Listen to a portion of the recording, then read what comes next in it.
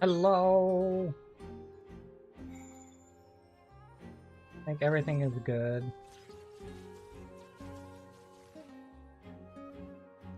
Alright, perfect, yes. Okay. Alright, we are back again.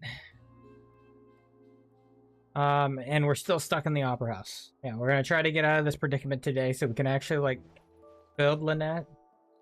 Not Lynette, Linny. Eventually Lynette, though. We can actually build Linny. Yeah. And actually use resin and do shit, yes. Because currently we can't do that. We're gonna try to do that. I also wanted to do some more wishes on the weapon banner, see if we can get this weapon. Last time we got the Aqua Simulacra. So let's try. If we don't get it in this, maybe we'll try again next stream. We'll just keep going. Or maybe later, who knows. We got 61 polls. I don't know if this will be even enough. We'll try.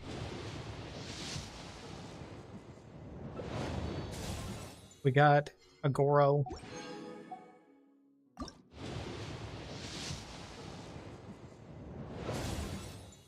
More sacrificial bows.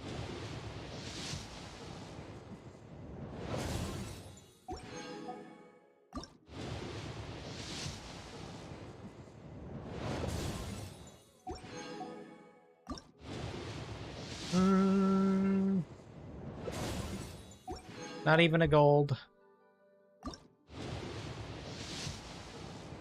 Okay, let's hope. Let's hope.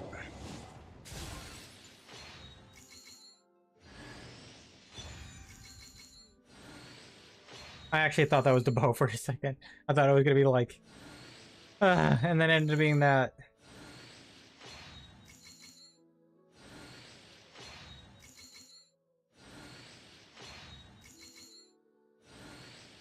Sorry, I'm quiet. I'm tense. I got another one. Okay. Well, we'll get it on the third time. Of course. We'll get it the third time.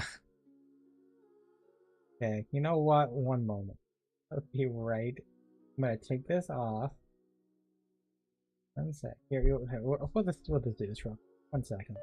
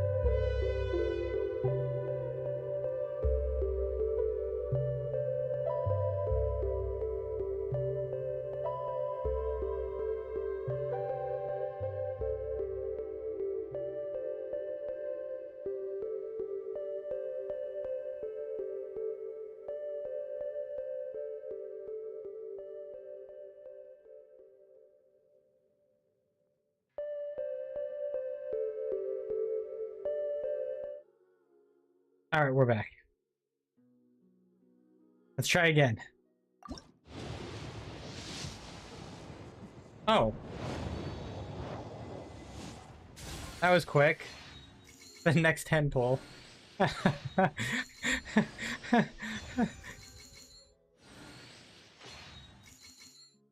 I guess I can save the rest.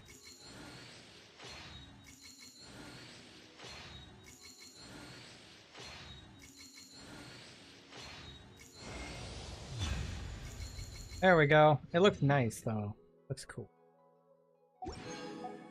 Alright, cool. We'll save the rest. Oh, we have 3 standard. GG. Okay, cool.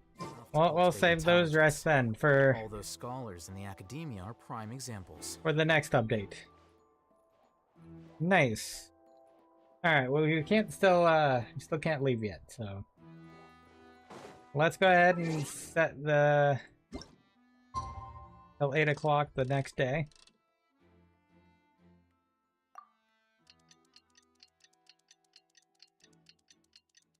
Bum bum bum bum bum bum bum bum. Oh, let me fix. It's noticed and it's bothering me. So... Okay, cool.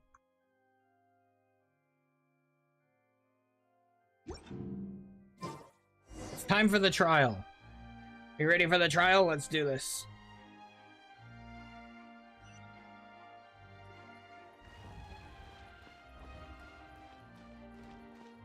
Oh, there's a waypoint here.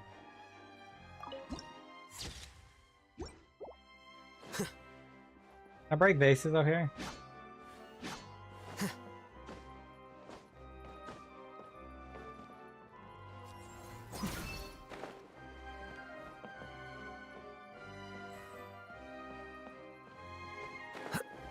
You know, you'd kind of think they'd put chests up here or something. No, just me? Maybe. Maybe just me.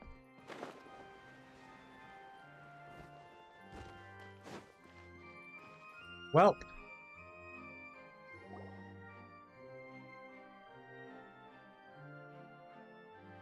What do we do? The whole situation is so confusing.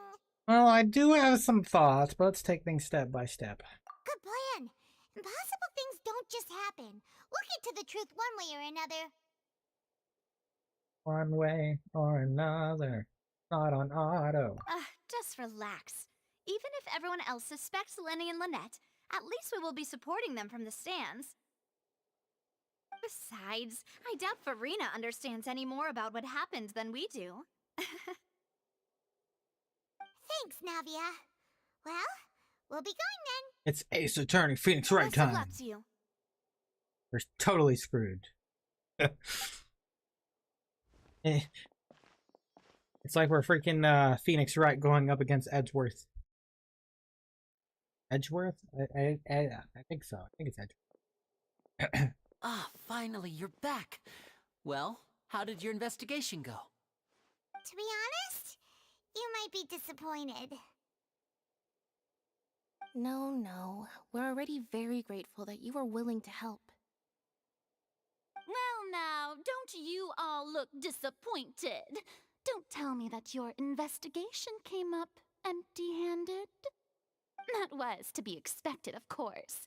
The guilty can never produce proof of their innocence. But don't let that stop you. I shall be terribly disappointed should you, my most anticipated foe, concede so easily. Just you wait. Since both parties are present, I declare that the trial regarding the magic show incident is now in session. Firstly, in order for the audience to understand the causes and results of the incident, could we please have Mr. Linney explain the trick? Yes, of course. I will explain while Lynette demonstrates on stage. All the necessary items have been prepared. Lenny clearly reveals the details of the magic trick. Everyone in the audience is stunned. Thank you, Mr. Linney. In that case, I take your statement to be that you ran to and remained hidden within the magic box in the audience stands once the trick began, and thus could not have committed the crime. Is this correct? Yes, that's correct, Your Honor. In that case, I call upon the prosecution. Lady Farina, do you wish to refute his statement in any way? Why, of course I do. Allow me to take the first shot and break this case wide open. Mr. Lenny is clearly lying. There is no way you could have been in the box the whole time if you were to abduct Halsey and murder Cowell. In fact, I'd say you were hardly in that tunnel at all. That is simply your hypothesis based on the presumption that I'm guilty. Oh, is that so? And if I may ask, what did you hear while you were inside your box? The roaring countdown of the crowd, of course. That's how I kept track of the time and built anticipation for the finale. And you didn't hear anything else at all? Nothing that might leave an impression of any kind? No, nothing. I see. But when the count reached 30 seconds or so, there was a thud. One so loud that I believe practically everyone heard it. There, we heard it. Huh? Hey, hang on. Something's not right here. How could Lenny not know about that sound? Yeah, I'm sure he could have heard a noise that loud from inside the box. I was right by the box, and I definitely heard the thud. Look at those scales. Could those mean... Probably represent the Oratrice's stance on the trial. Well then, ladies and gentlemen, allow me to use the words of the magician himself. You never know what can happen in the blink of an eye. Indeed, it seems his alibi can also collapse in the blink of an eye. Of course, I have armed myself to do far more than smash your alibi. Confidence cannot go unfounded, and my foundations are rock solid. Tell me, aren't you and Lynette actually from the House of the Hearth? House of the Hearth? The House of the Hearth? They're Fatui? No wonder they did something like this. So the serial disappearances were the Fatui's doing. Now it all makes sense. I've got a feeling that what happened on stage probably wasn't just an accident. Oh. That's irrelevant. Our identities have nothing to do with what happened. Indeed. Then perhaps you could tell us everything that happened during that 1 minute. Your first priority is to prove yourself innocent after all. I'm sure there is little that needs to be kept secret now. Unless your script already has holes in it. The Outlander is speechless. My, oh my, don't they look flabbergasted? Now comes the infighting and discord, I suppose. This was almost too easy. Good thing I made all those preparations. Seems the all-nighter I pulled last night is really paying off. Hey, Lenny. Why didn't you tell us this before? Lenny and Lynette are Fatui. Order! Order! Mr. Linney, allow me to re-establish the facts. Lady Farina has raised 2 points. First, when the thud was heard in the Opera House, you were neither in the box nor the tunnel. Second, you and Ms. Lynette are both members of the House of the Hearth. Are these claims true? There's no doubt about a magician's ability to con others, given how Lenny has concealed his identity. It could have all been set up beforehand. Plus, Child is here in Fontaine along with other house operatives. Must be some scheme at work here.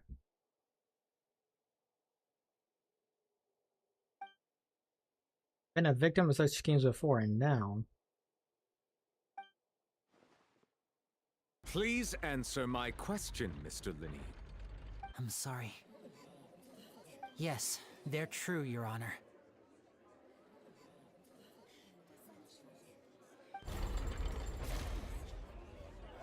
I knew it! Well, that's it. We might as well move on to the sentencing already. Wow, What you should we do people. now? Permission to speak, Your Honor. Granted. My client has withheld some key information. My defense cannot proceed. In that case, what is your request?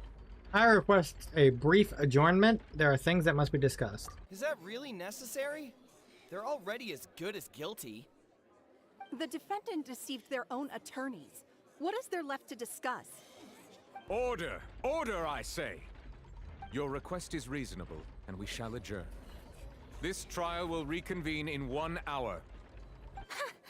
So you would stick to Mr. Linney's defense even after knowing what you do now?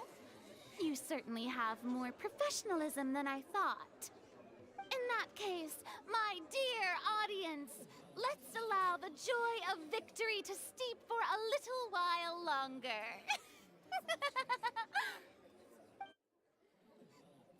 Jeez.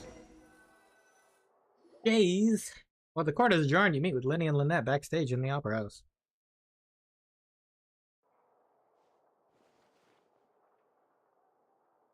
Well, this is awkward.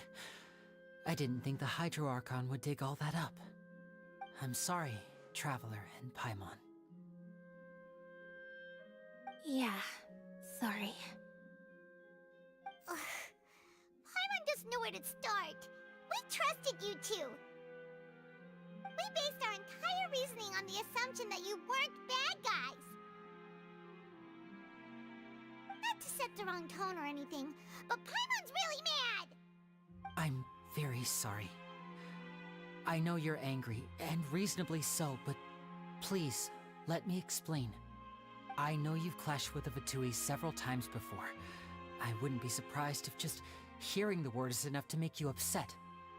But our organization is very, very large, and the Harbingers have very different personalities and goals. Right now, we want to save people. As many as we can. That's right. I'm sure we're on the same page when it comes to this nation and the disaster that its people might face. I knew if it weren't for our respective identities, we could become good friends. That's why I didn't wish to flat out lie to you, but chose to hide some details instead. The truth is very important, but being completely transparent about everything would see us spending more effort than we need to. But how can we know this isn't all just another lie? Right. So, you be the judge. Heck, if I were you, I fear that I'd even struggle to trust me at this point. You met a Fatus who works as a magician, a trickster by trade. All by coincidence, too. But still, I'm asking you to trust me. I am no criminal. At least, not in this case. Sorry. Please forgive us. Well, you both say that, but... Find the other issue first. Where did you actually go while the trick was being performed? Right. Let's hear your answer first, and no lies now. Paimon, you need to stay out of this. I'll answer any question you ask. Paimon, stay out of this. We've been trying to find out how the Oratrice operates. We want to know why it has a consciousness. Why can it deliver sentences accurately? During our investigations, we learned that the machine's core is beneath it. From that moment on, Lynette and I have been designing this box swap trick, with the objective of getting close to the core. Is that why you needed a whole minute? That's right. In truth, the audience would take about 75 seconds to count down from 60, while I would only need 15 to get to the opposite box. So, after jumping into the tunnel, I accessed the Opera House basement via the vent, and went to investigate the room in which the core is stored. That air vent was created during the construction of the tunnel specifically to execute this step. And what did you find? Well, nothing. As soon as I reached that room and was about to investigate, I heard someone's voice. Which should have been impossible, of course. I was quite certain that I was the only one in the room. That voice seemed to recognize me and tried to speak to me. I chose to err on the side of caution and retreated the way I came. On the way back, I saw the broken vase and the clothes on the ground, but the countdown was almost finished, so there wasn't time to give it any thought. After that, the homicide occurred just as you saw.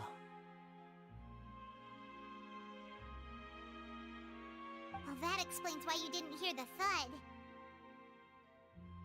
Why do you want to understand how the Oratrice works? Because of that prophecy I told you about, of course. We must know all we can about this nation's secrets in order to deal with that prophesized crisis. That's the only way we can save everyone. So, there you have it. The whole truth. I swear, I didn't hide anything from you this time. It was never my wish to proceed under this cloud of mistrust either. But like I said earlier, you can be the judge. If you want to leave because you don't trust the Fatui, there's nothing I can do to stop you. Well, Traveler, you decide. Paimon will follow your lead however you choose. I believe in the facts. I will defend you from these charges. I believe the judgment will be dispensed as it should. Okay, thank you. Thanks for giving us a chance. The current problem is that the scales are tipped pretty badly against you two. If we want to refute the Hydro Archon's accusations, we're gonna need a seriously watertight defense. Okay.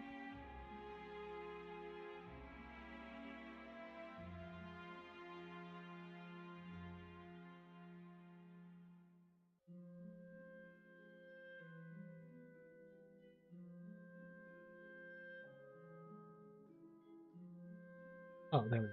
Oh, yeah. Actually, we already have the key evidence we need. Huh? The German's almost over. Let's go back. Oh, Paimon thinks she gets what you mean.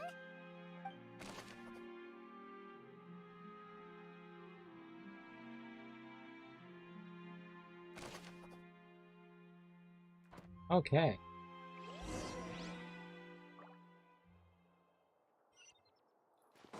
Let's see what Lumine's plan is.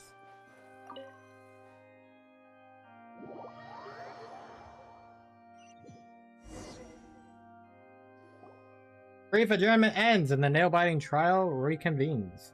Both parties have returned to their positions. Let us continue the trial. When last we left off, Mr. Linney acknowledged the new evidence presented by Lady Farina as fact. Therefore, Lady Farina may continue stating her reconstruction of the events. Ugh, that took long enough. Now then, if everyone would lend me their attention. At this stage, let's revisit that scene from Linney's perspective. Oh. Based on the opposition's account of events, you can identify loopholes in their statements. Use evidence and clues obtained during the investigation to refute any erroneous assertions of fact and replace them with new inferences. Okay. Using your refutations to convince the audience and obtain more support from the people, the Oratrice will display such shifts clearly. When you find and refute all incorrect content, you can complete the cycle of reputation and unveil the truth. Alright, let's see what we can do. As the countdown began, he entered the tunnel. When the flatbed trolley passed, he opened the box and got into an altercation with Halsey, which caused the loud thud. He did not realize that this sound could be heard by everyone in the opera house, which is why he claimed earlier that he could not hear the sound. Finally, he used the vase to knock her out, before making her change clothes to prevent others from recognizing her. At this time, Cowell arrived in the tunnel, having heard that strange noise, and caught Linney red-handed. So Linney proceeded to knock him out too before stuffing him into that box. Afterward, Linney passed the unconscious Halsey to his accomplice through the magic box in the audience stands, before operating the devices such that Cowell's death would be ruled an accident. Pass the unconscious Halsey to his accomplice through the magic box in the audience stand.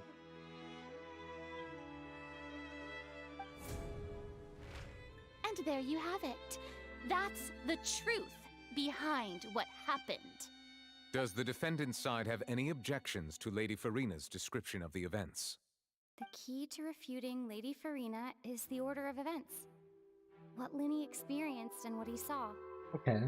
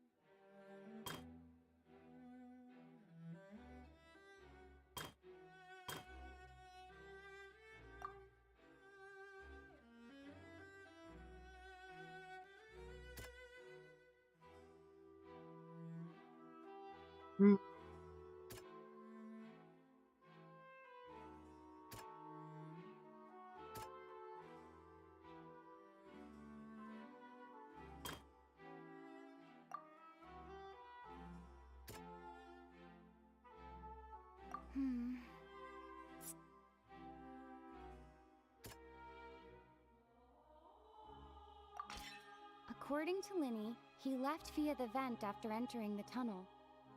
He couldn't have had that altercation with Halsey.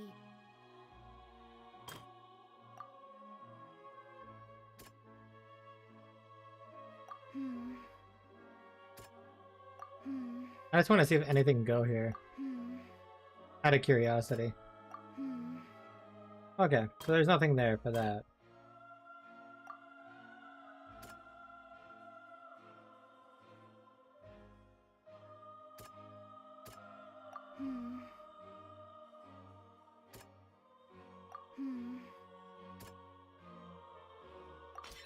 Linny went to the room that contains the Oratrice's core.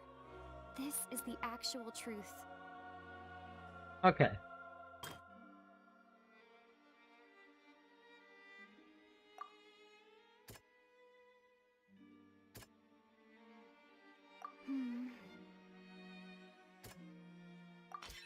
Linny did not take part in the underground altercation.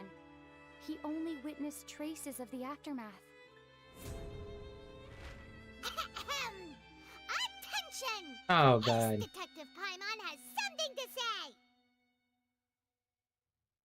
Oh, God, Paimon. When the countdown started, Linny did indeed go into the tunnel. But he immediately used a vent to access the Opera House basement, which is where the underground core of the Oratrice is stored. Once he reached that area, he heard a voice in what should have been an empty room. Since he felt something was amiss, he returned immediately. Okay. The crime scene had already developed by the time he reached the tunnel again, and in order to complete the magic trick, he did not remain there for any length of time. Finally, he reached the surface, and that was when the accident happened from his point of view. Therefore, he's innocent.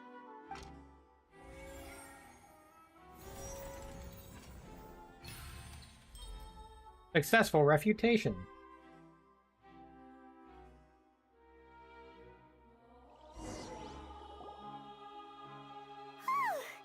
Paimon did it! Paimon actually managed to say all that! Wasn't it awesome? Paimon, please In stop. other words, you believe that he knew nothing of the incident? That's right! Moreover, I believe my opposition's reasoning is flawed. My reasoning? The onstage equipment was clearly tampered with in a premeditated fashion. However, you said that Cal bumped into Linny by chance.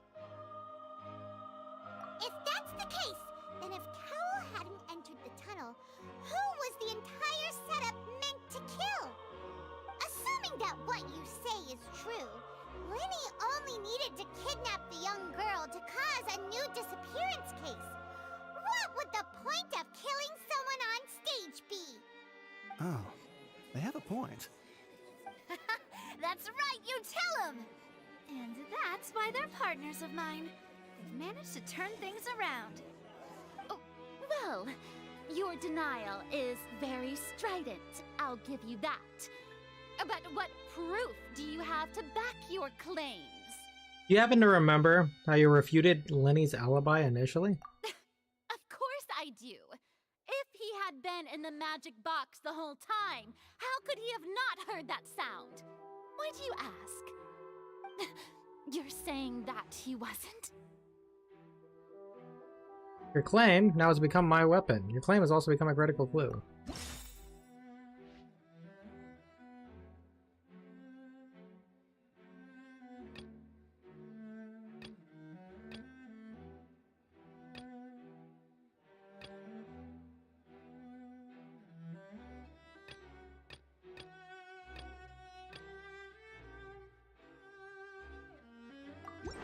Are you sure we don't need to give this more thought?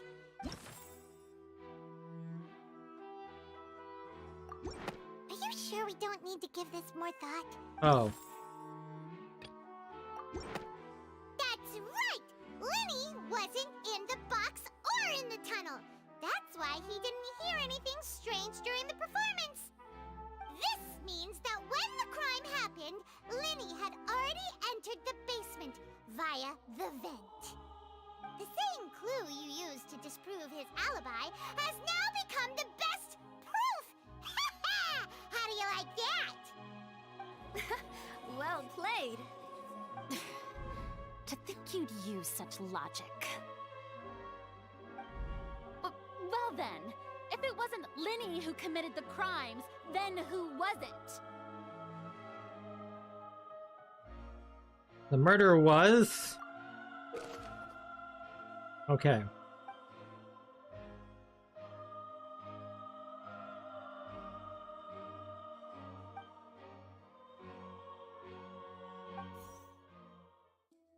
Fireworks released near the end of the show ignited and burned through the rope suspending the water tank above the stage. This caused the water tank to fall and kill Kel in the box below. Lenny is no longer under suspicion. Only the other members of the troupe would have been able to tamper with the props. Then he gave a detailed account of how the trick was supposed to work. By using a box inside a box, the idea was the box containing the audience member be transported via a tunnel underneath, and Lenny himself would also use the tunnel to get underneath. Having changed her outfit, Lynette and her assistant would take charge of on-stage interactions. Clothes belonging to Halsey, their lady went missing, were found in the tunnel. The reason for this remains unknown. Who was the person who only could have possibly committed the crime? The deceased's name is Cowell, Linny's assistant. He would have been able to tamper with the equipment. Absolutely. Could there have been a third person involved? Is that really a possibility?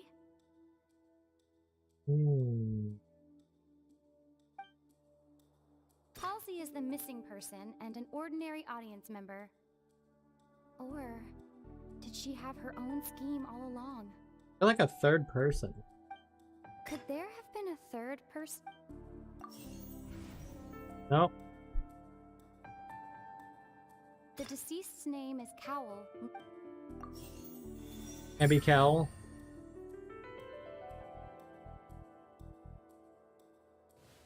It was Cal, not a third person. That can't be right. Are you serious? The killer was, in fact, Cowell, the deceased! Oh, is that so? How interesting! Let's hear your reasoning then. What I must do next is recreate the truth. What Cowell did, and how he went from would-be perpetrator to victim. How can we envisage Lenny as having been able to interfere with the crime? Lenny was not in the tunnel at that moment, which gave our criminal ample time.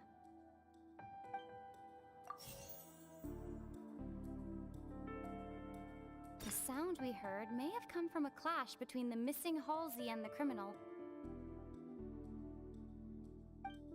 It would have been tough for both people to fit into that vent. They would likely have bumped into Lenny as well. No one entered or left the opera house. The sound we heard may have come from... Who's the prime suspect currently? The deceased's name is Cowell. No one entered or left the opera house through its entrances. So it's not that one. It would have been tough for both people to fit. Halsey's clothing was in the tunnel.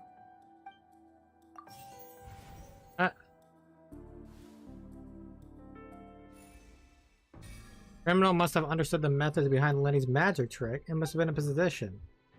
Leaving aside how he died, Cal had all the means to commit the crime at his disposal. The strange noise could likely have been the sound of Cal and Halsey struggling. Lenny was not in the tunnel for the 1 minute.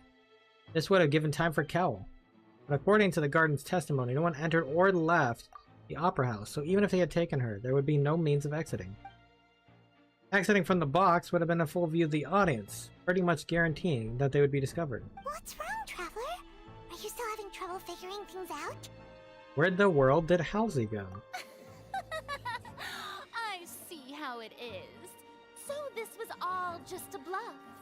And here I thought you had something to show for it. But it seems you're still far from the truth. Look, since we're at a dead end, why not consider a different track? Just like the trick as it transpired, the end result must have been utterly different from the magician's initial design. That's fair. If only we knew how Halsey disappeared. Well, that would be nice, but the tunnel only has 3 exits, and none of them seem very likely. Oh, come on, it's red. And it's not like this is a magic trick where you can just make a real live person disappear. You know, like you did from that water tank, Lynette. You all good, OBS?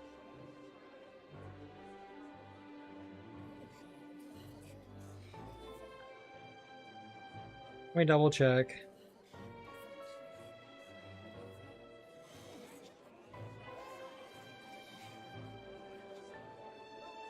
Magic escaping from the water tank.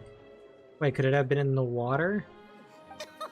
Excuse my interruption, dear opponents, but do you not see that the crowd is growing impatient?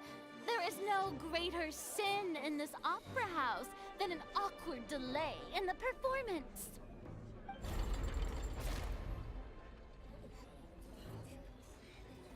If the defense is unable to make further effective arguments, we will move on to the next stage of the trial. Hold on a second. Lenny was not in the tunnel at that moment, which gave our criminal ample time. Yep. The sound we heard may have come from a clash between the missing Halsey and the criminal. Yep. The deceased's name is Cowell, Lenny's assistant. He would have been able to tamper with the equipment. Yep.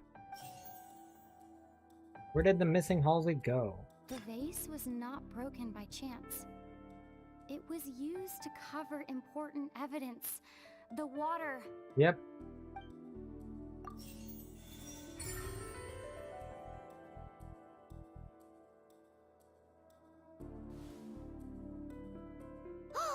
Paimon gets it! It all comes together if Halsey disappeared instead of being kidnapped. Lynette escaped from the water tank, vanishing gradually and leaving only clothes behind. Yes. If there's a similar method where a person could be transformed into water... Just a moment, please. I do hope you know how preposterous you sound at the moment. How could a person ever be transformed into water? This is reality we're talking about here, not some magic trick.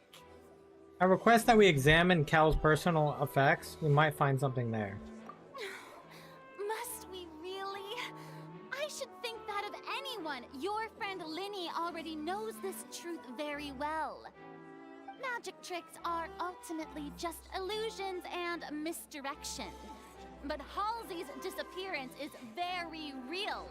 We're talking about 2 completely different things. Even so, I trust the traveler's judgment. The truth must be out there somewhere. Perhaps some new line of reasoning may open if we try to gather all the focal points that don't make sense. Since Cal was the deceased, we haven't placed much attention on him. But given that we aren't making much progress with the case, it wouldn't hurt to have a look at his belongings, would it? People really do come up with all sorts of harebrained schemes when at the end of their rope.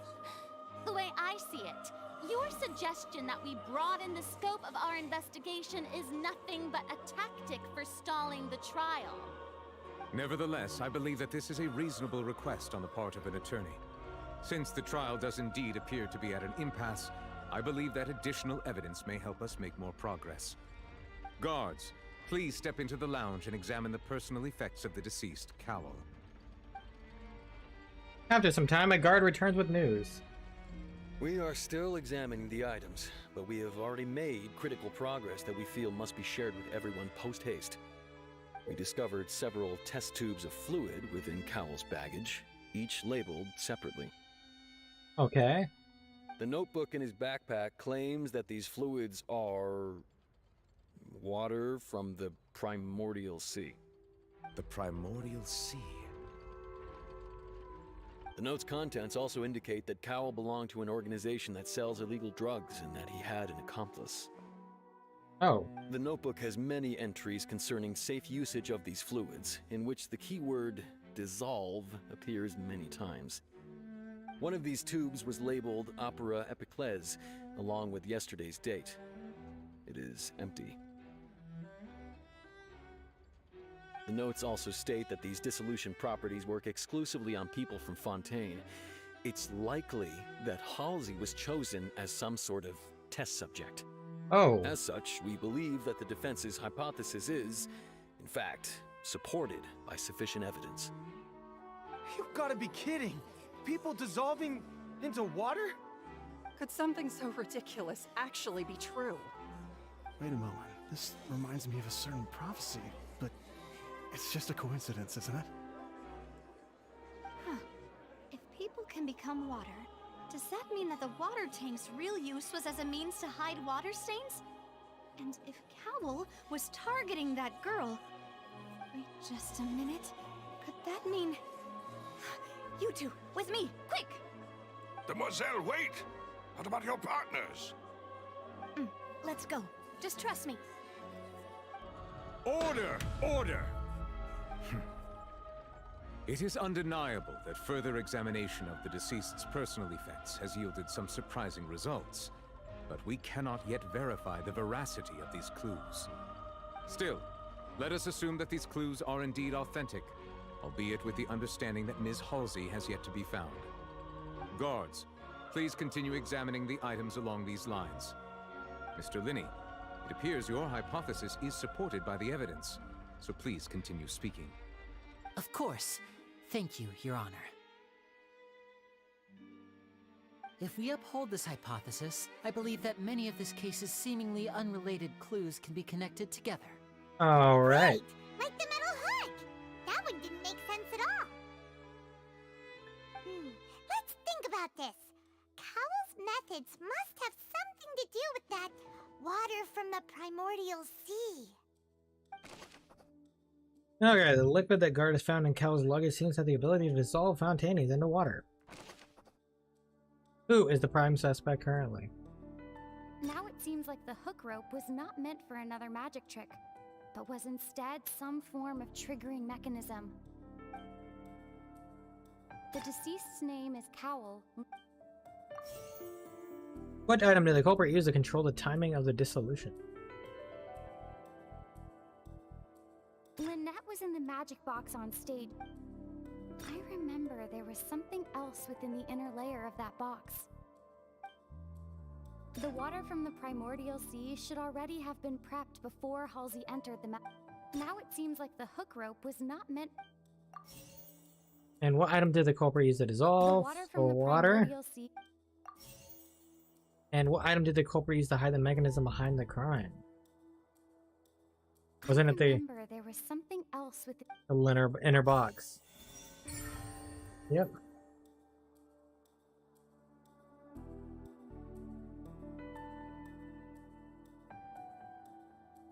There we go. Okay. Alright.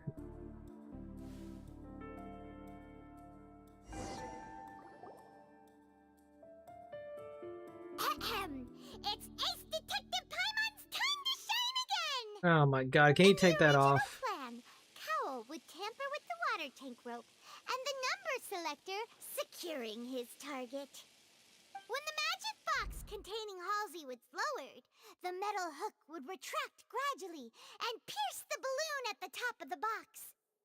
When the balloon attached to the box popped, the water from the primordial seed inside it would pour down and dissolve Halsey. Afterward, Cowell would enter the tunnel and break the flower vase to conceal the water inside the tunnel, with the remaining evidence being covered up by the water tank on stage.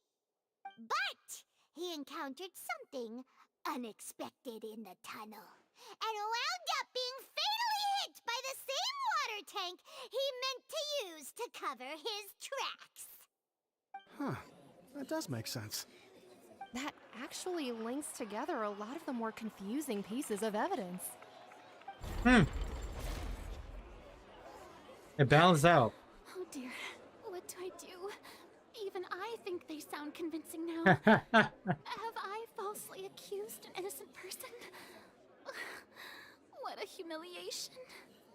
Now, it seems like the only point of contention remaining is the exact circumstances that led to Cal's death.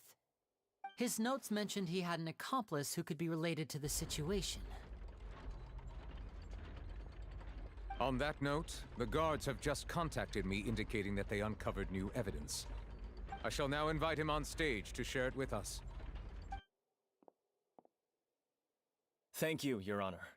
We were just inspecting the luggage of the other people involved in this case. Okay. And we found an identical sample of the water from the primordial sea among Linny's personal effects. Oh. What?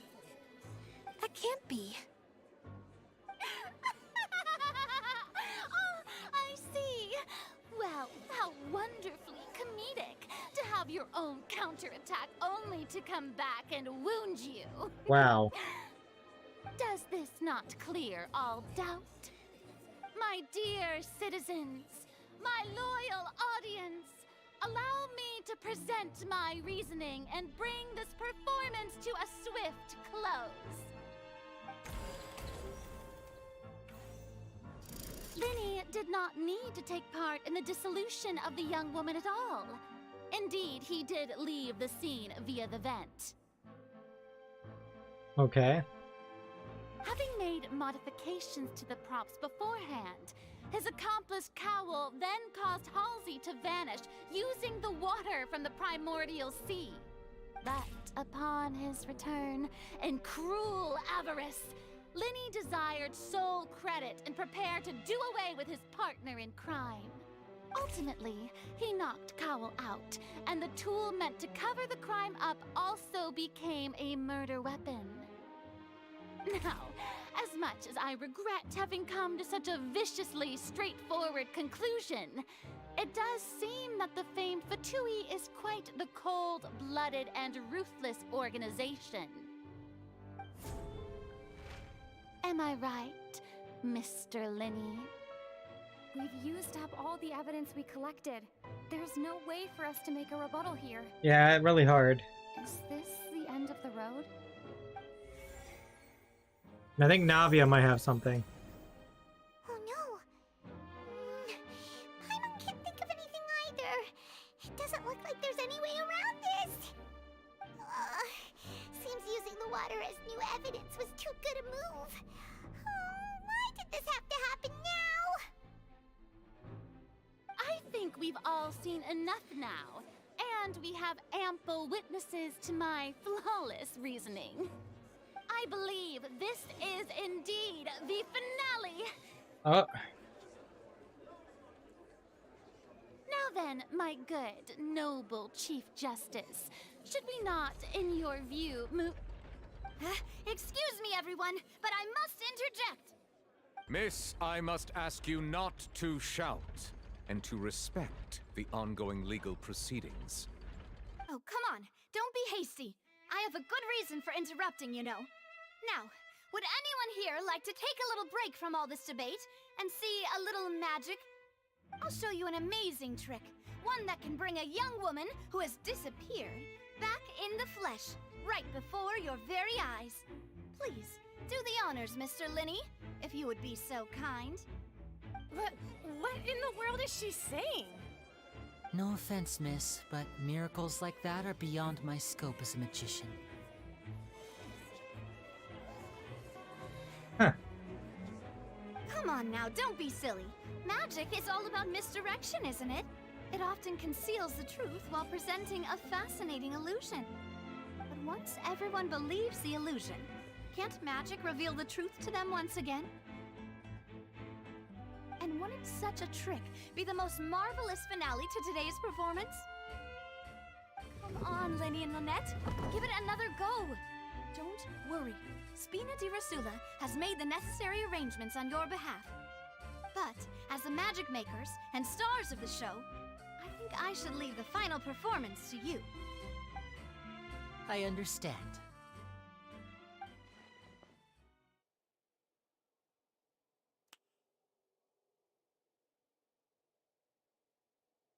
And voila! Wait.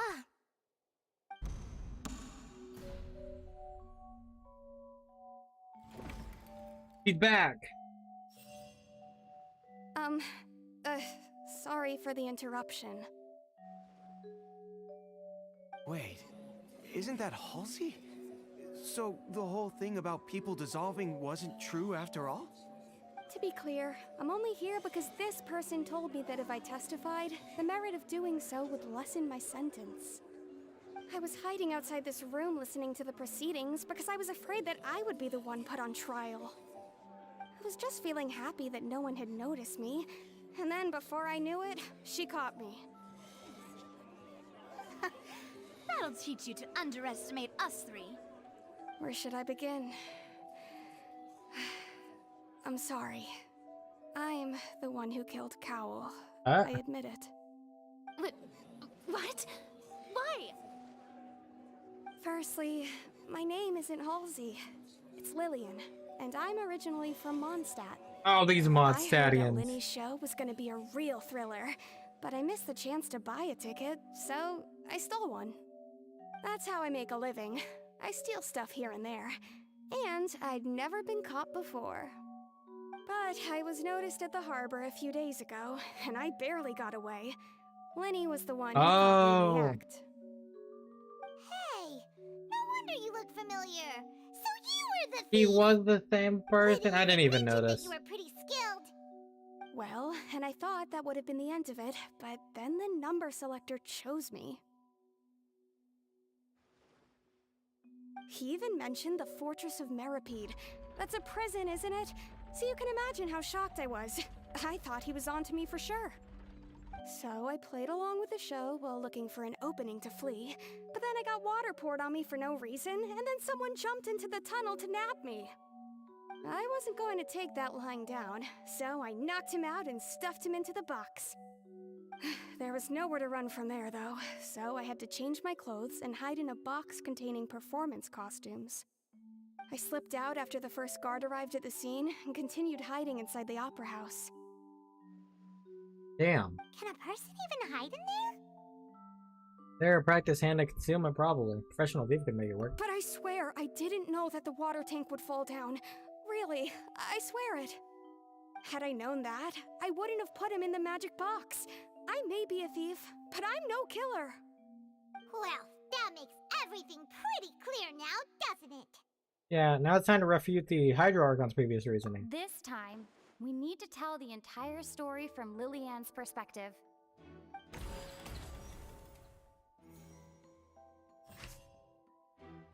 Alright, Lenny identified the entered the terminal.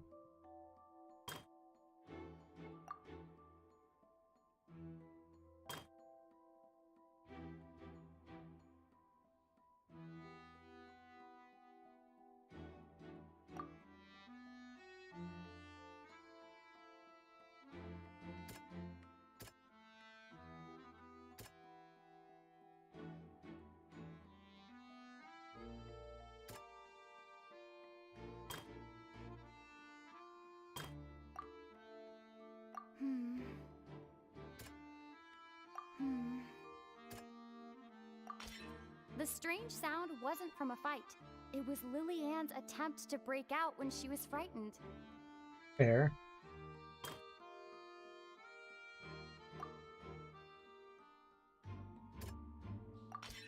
The flower vase was not broken to cover anything up, but was smashed during the struggle between Lillian and Cowl.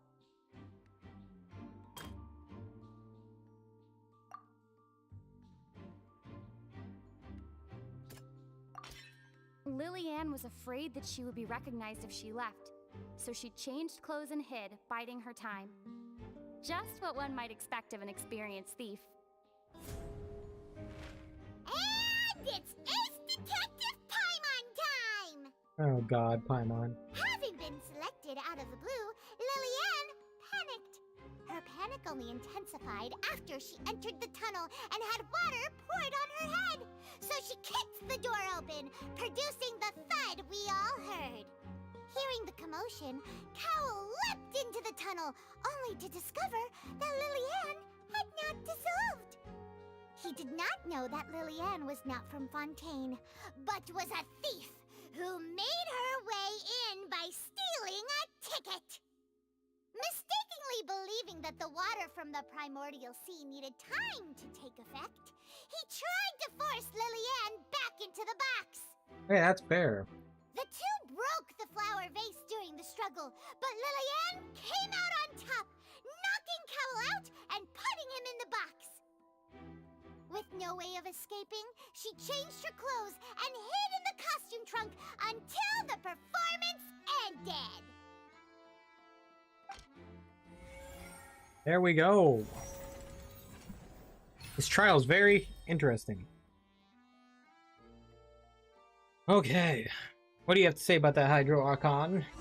Furina? What do you have to say about that, Furina? She knew that she would have to go through guard inspection if she tried to leave afterward. Yeah. So, she has been trapped in the Opera House these last 2 days. She had already become desperately hungry by the time we were chatting over macarons. So, she swiped 2 of them right under our noses. Talk about a sneaky thief. At this point, all the events that happened in the tunnel have now come to light. Ah, so that's the whole story. Bravo! Bravo!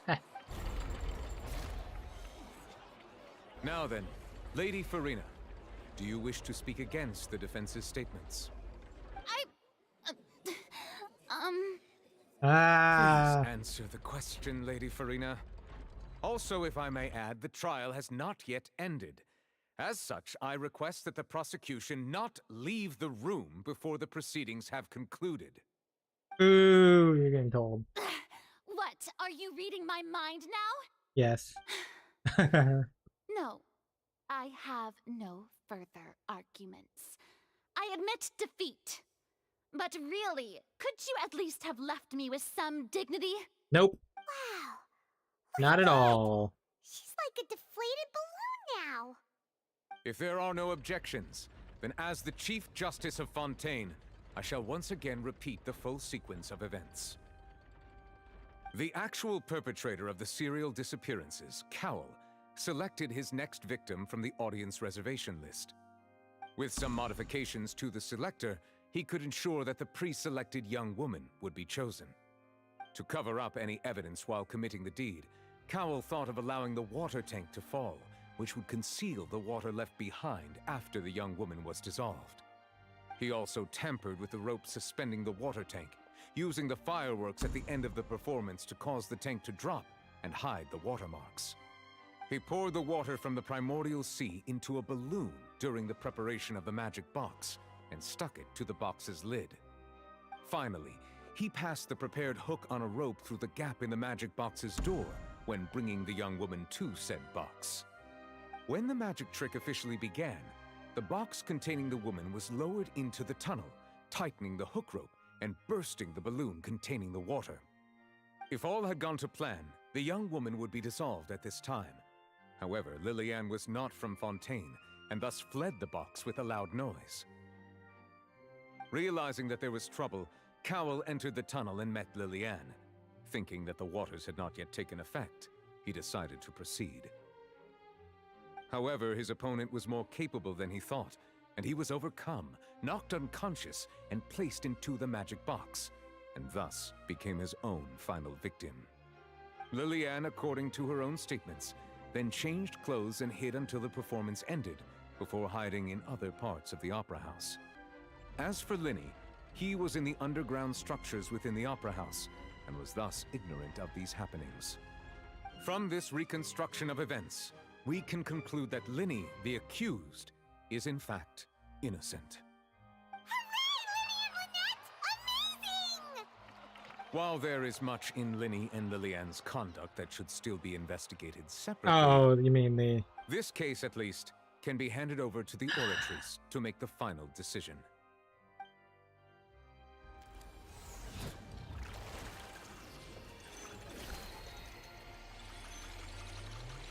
Why did that look like putting a ticket in Star Rail?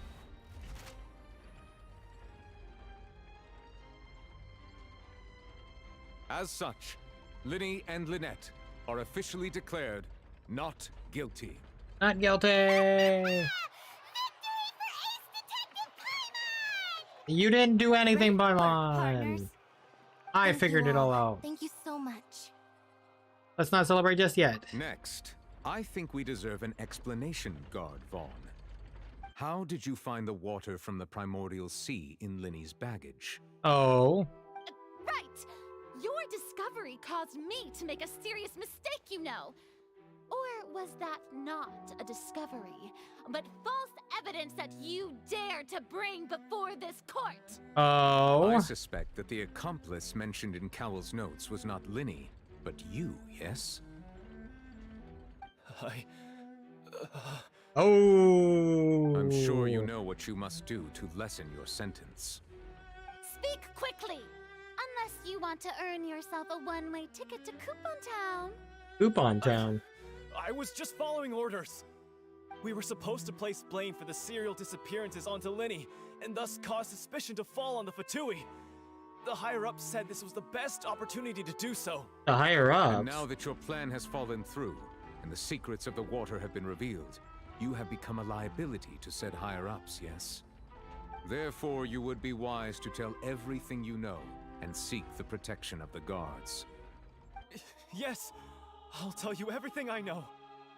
Our boss discovered that the water can cause people to dissolve. It can also be made into a potion, which when extremely diluted, can cause people to experience unforgettable exhilaration. Unforgettable exhilaration? I've been in this business for a while. Freaking drugs, man. Made decent mora off it. The disappearances were also the boss's idea. I mean, this is the boss we're talking about. The...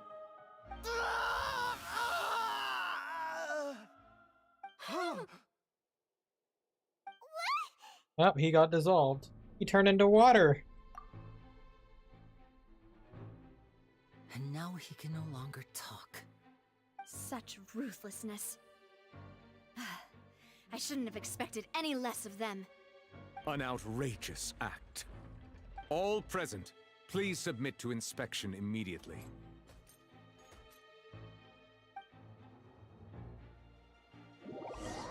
However, nothing is found on the scene apart from the liquid left behind after Vaughn dissolved.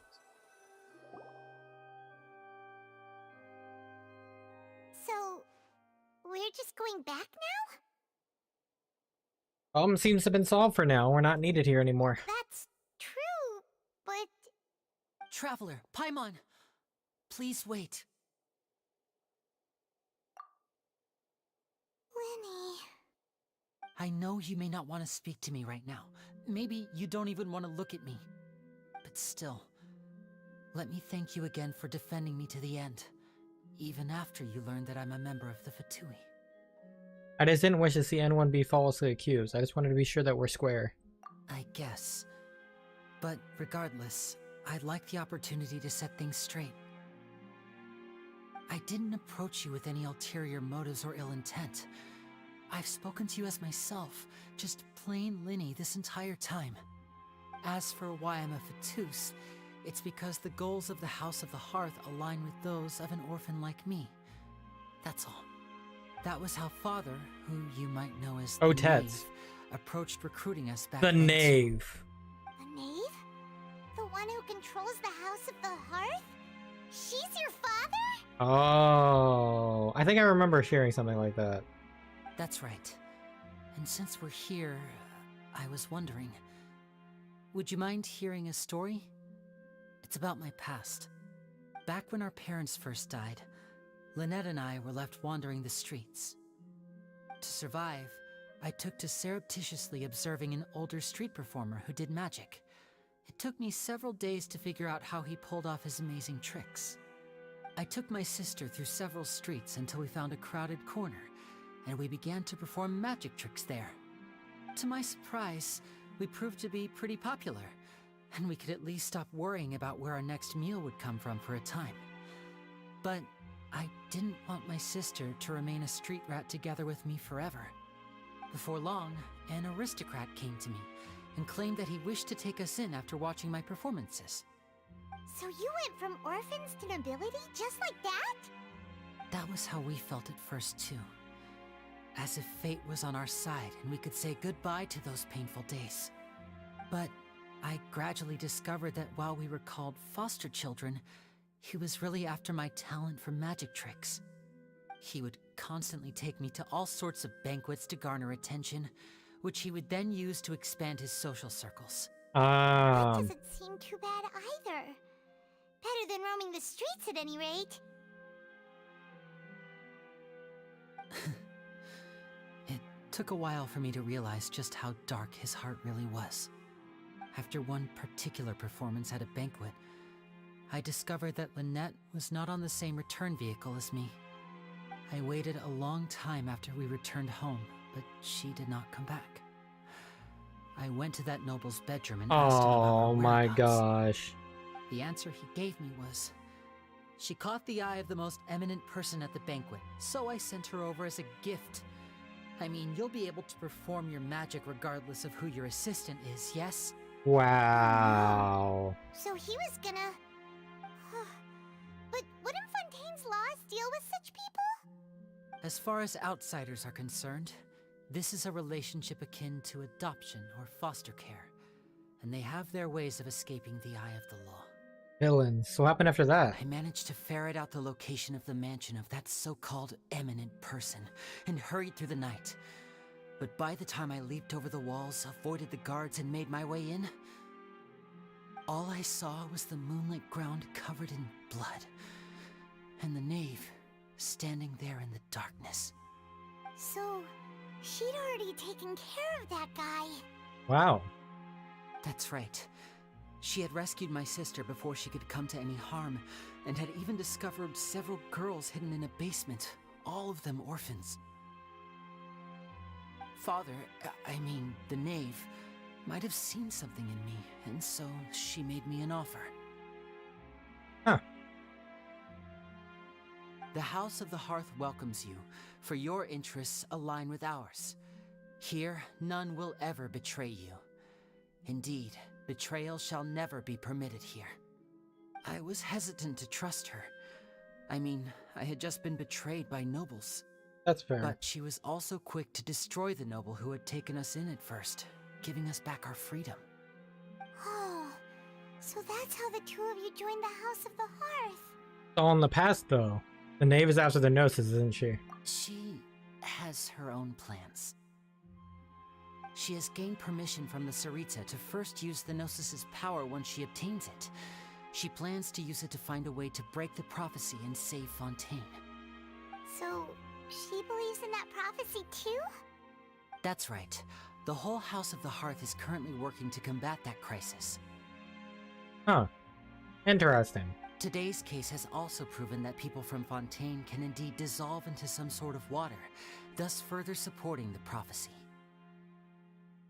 All of us house members here, Lady Arlecchino herself included, are from Fontaine. We won't give up on defending our homeland. To us orphans, the only connection we have left to this world, apart from our family, is our homeland. Homeland! So, from small deeds like distributing magic pockets to huge schemes like stealing a gnosis, everything is aimed at dealing with that prophecy. Every time I hear Homeland, I think of the freaking monologue from the Oceanid. I can't look at the word Homeland anymore. I'm sorry, but I still can't completely trust you. It's alright. I understand. The only thing I can do is relate all this to you. I just hope you can understand that even as a member of the House, I have never stopped making my own decisions, and that I believe what I'm doing is right. If you should need anything at all in the future, feel free to find me. I will do my best to help you, as plain Linny.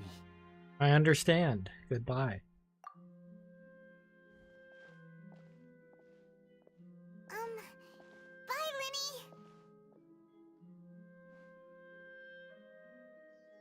We'll see them again. Alright, a twist of great magic. We can finally leave.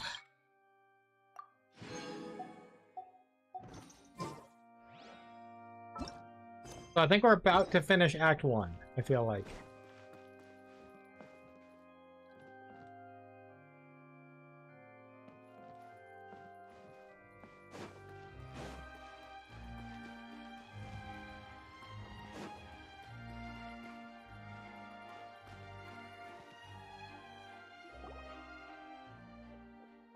Navio! Hey there. What was with the disappearing act you pulled right as the trial ended? Are you looking for us now? We were stuck in this place for like 2 days. Well, this whole thing isn't exactly over, is it? I do feel that we're getting closer to solving the serial disappearances case, though. Don't you think so, too? Well, I'm sorry, Navia. Huh? What's wrong, my dear partner? I was really only trying to defend Lenny. Wasn't necessarily looking at the serial disappearance case. Besides, are you sure we're the ones who can crack a case that's been cold for decades now? We probably can. Given that there's new evidence from the trial, there should be a trail of breadcrumbs for the Hydro Archon's people to follow now, right? Ah. I see. Well, I won't lie. I'm a little shocked to hear that from you. But I suppose you are just travelers who have only arrived in Fontaine after all. Sorry. I might have been too presumptuous. Don't say that, Navia. Aw, We're gonna get wrapped up into this so anyway. much fun investigating with you, too. It was like having new waters flowing into a stagnant mire, causing new hope to spring forth, and the reflection in the murk to become clearer. Sorry about that. I'm a bit prone to nostalgia. Don't mind me. Wait, shall we have a farewell meal? You know, to commemorate our time as partners? Huh? Do we really need to get that formal? Well, guess you really did treat us as partners, huh? I'm on. You just want the food. Well, I'd just like to have a proper ending to every important memory. That way there are no regrets later. Anyway, it would just be a meal, so it shouldn't take up too much of your time. Well, if you say so, let's go have a meal then. You don't have to twist Paimon's arm. If Boss Navia's treating, count Paimon in! Oh, wonderful. In that case, why don't we return to the court of Fontaine and head to the Hotel de Boer? I believe we'll make it just in time for dinner. All right then, let's have our farewell meal. Act 1 complete.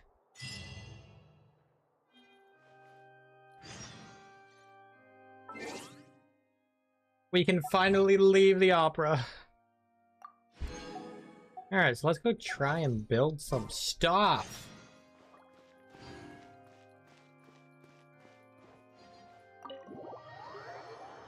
But what I'll do first, I want to just get those freaking commissions out of the way. Restart with the commissions. For 1 second, I want to fix the thing. Actually, it's bothering me.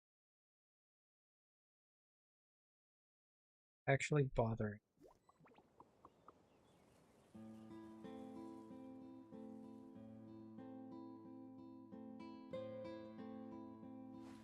Wait. Huh? No. Whatever. There we go. Much better. I think that's much better. Okay. Pull that back down. Okay, cool. Lady Verena hasn't changed one bit. Welcome.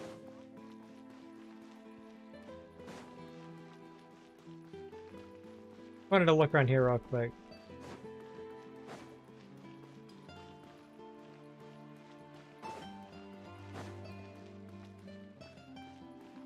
Okay, well, that's Act 1 done. We can work on Act 2 in a little bit. But let's go ahead, because now we are going to access like everything. I don't know if this would be the one I need to take on, or if the other one. We'll find out. This is the artifact domain. Let's go do our quest. They're in Sumer real quick. 1, 2, 3, and 4. We'll do these. They shouldn't take too long. I just want to get them out of the way in case we get stuck in another place. I don't want to be stuck in another place. I don't want to be.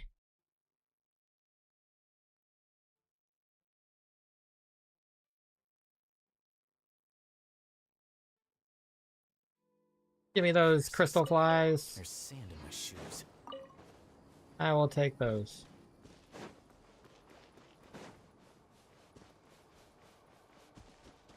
Oh, I would. Yeah, that's right. I need to go through here. It's up there on the cliff side. I forgot.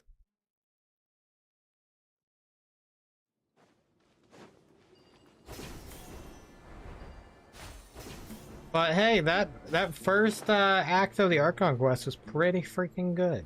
Pretty good.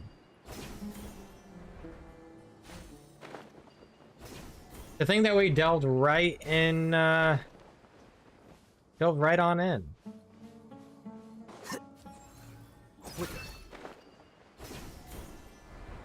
Kind of crazy. I didn't think we were gonna just see the Archon out the gate this time. Normally it took some time.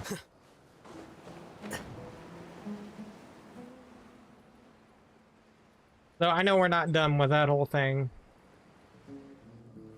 So, still have another act.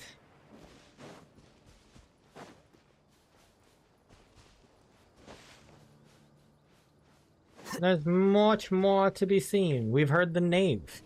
We're probably gonna see Arlecchino. Tartaglia is still around, so.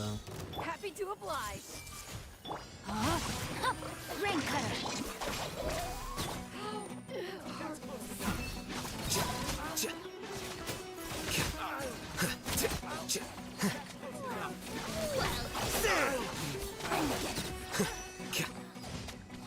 This team kills everything.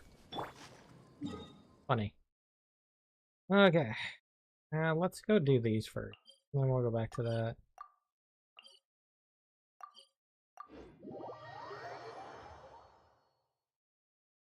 And then yeah, we'll go check out that boss for Lynette. Not Lynette. Lenny. Yeah, Lenny.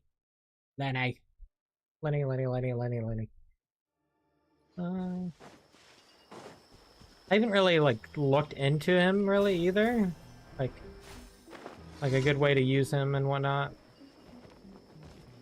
Okay, so this is touring light snow, right? Let me see.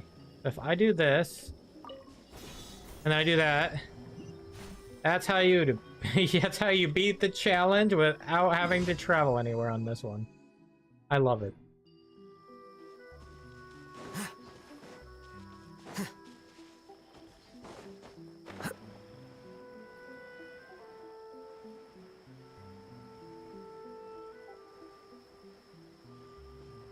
And we got the mushroom jumping.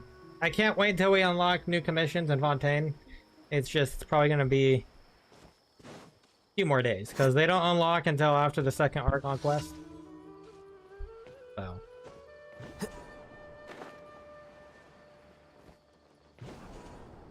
I saw that in the changelog. That's how I know.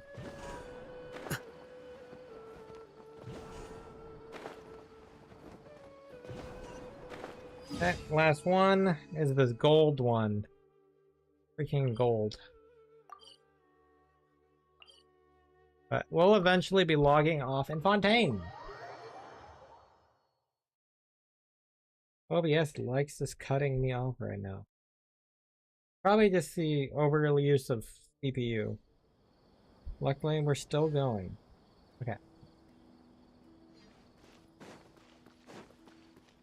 I'll eventually get a better computer to handle this. Right now, I just have to deal with it.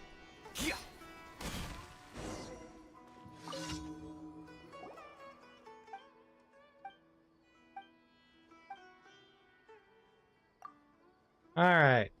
Do we even have any golden items? We do. Here, take more meat. I think I made these specifically just for this commission.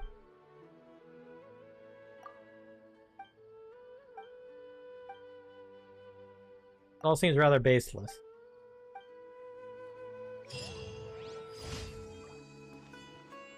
Alright, cool.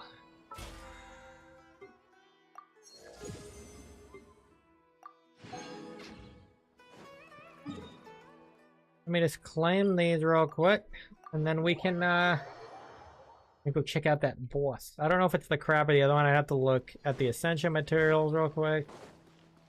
Add Astra. I think it's also going to be a problem of collecting the rainbow roses. I have to figure out where all those are. I only have like a few, so I might not be able to even use them yet.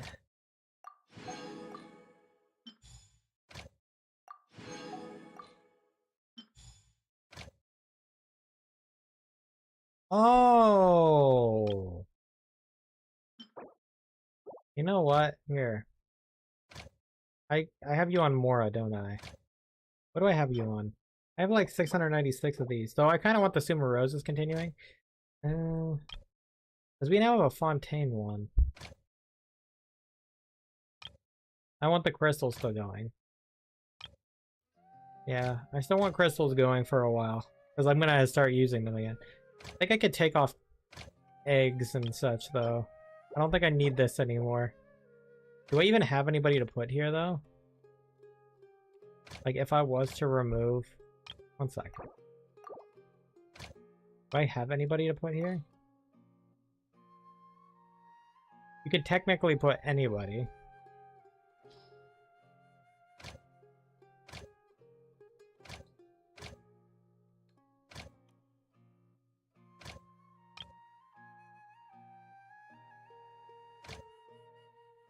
I think I just want to start gathering some of this. Marcotti. Tidalga. Maybe Tidalga?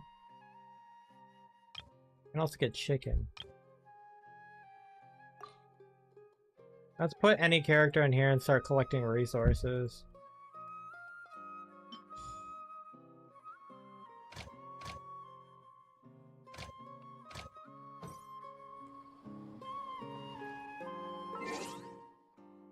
Doesn't hurt.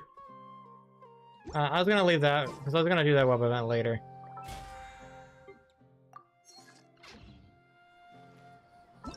And I know we still have this that we haven't touched yet. It's fine. Okay.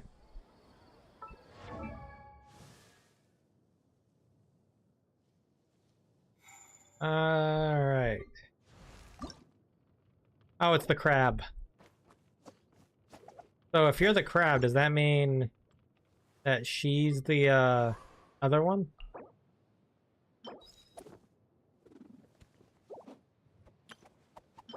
Yep.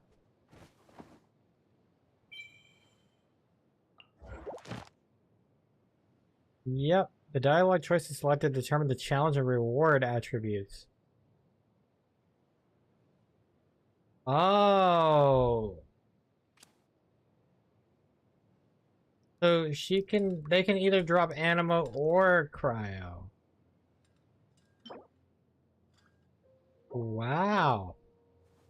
So who's the ice character that needs this then?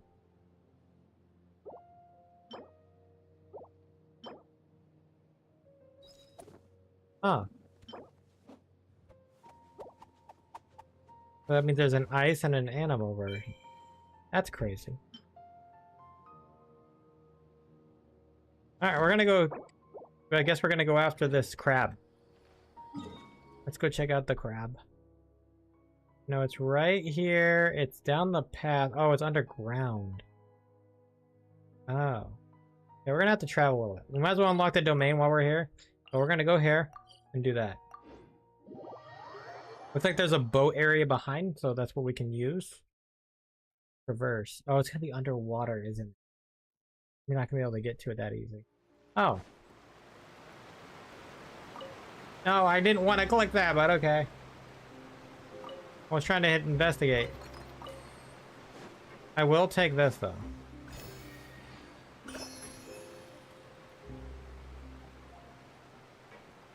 And now we can just jump out.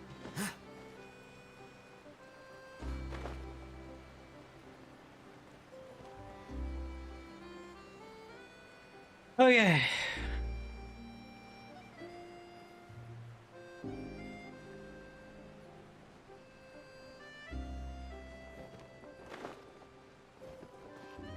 Oh, it's right here.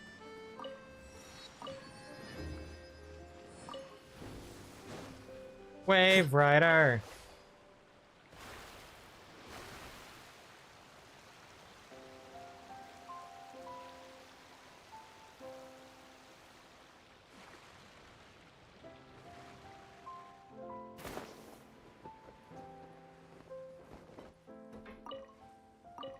The heck? Oh, we can already dive. Nice, this is cool. I didn't expect that. Hi, Seals. I'm sorry, Seals. I have to. I'm sorry.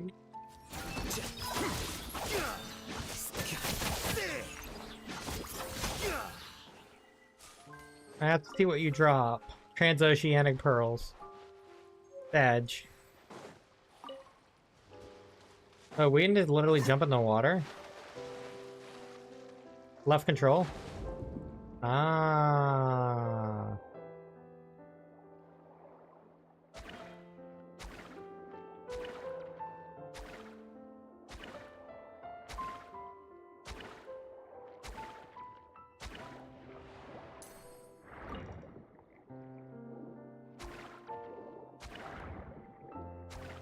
Take the crab.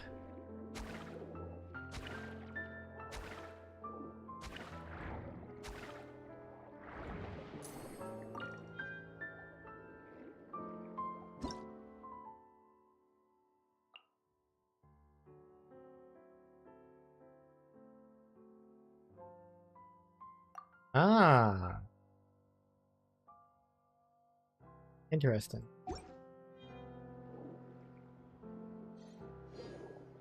We'll be able to get to the crab then. No problem. Get back in my boat. It's really cool looking down here. It's neato.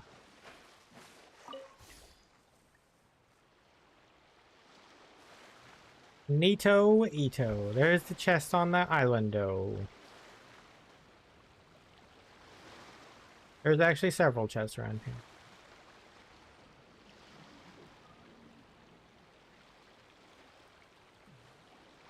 Oh, hey, it's the new creatures.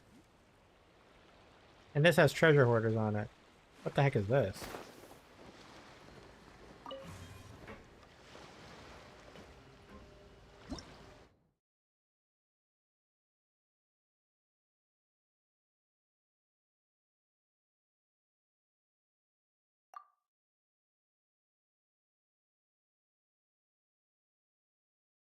Huh.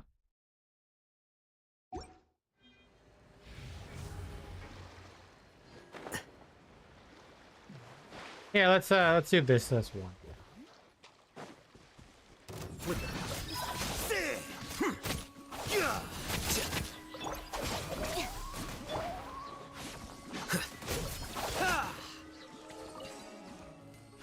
Bravo water. Collect everything here. No, my sword. Excellent. Hey, there's crabs on the surface. You want to grab these Romatime flowers, because you never know.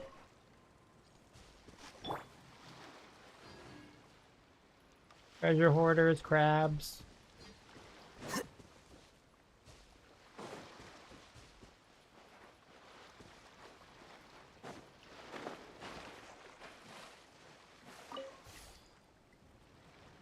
Alright, let's go around.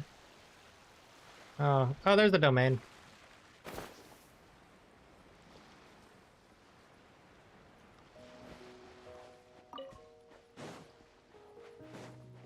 We'll go ahead and unlock this artifact domain.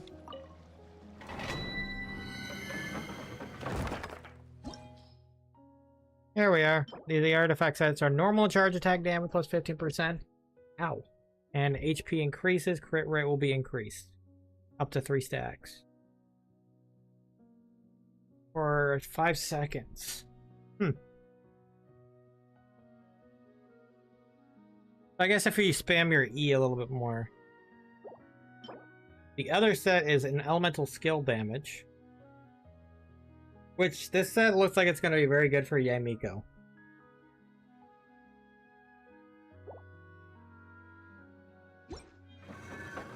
Oh yeah, what's the, I wasn't looking, but... What's the caveat to this place? Oh, crit damage bonus. Okay. And what's the enemies?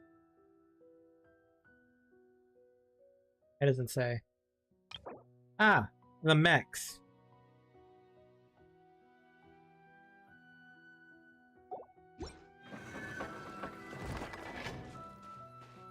It's the mechs. Okay, so let's go for the crab now. Crab's here. Probably underwater then? I feel like that's what it is.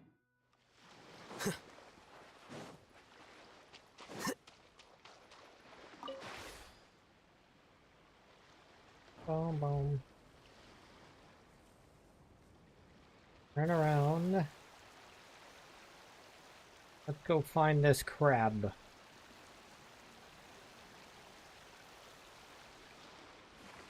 The heck are you?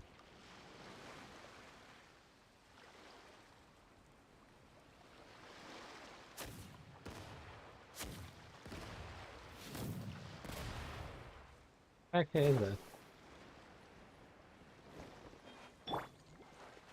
Oh, is it?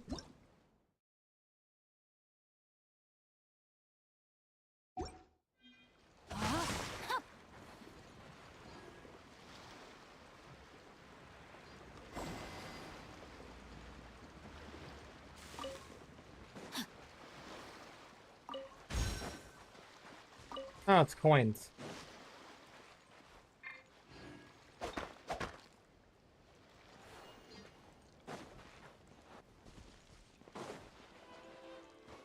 Rain outlines your fate. Does it keep doing stuff?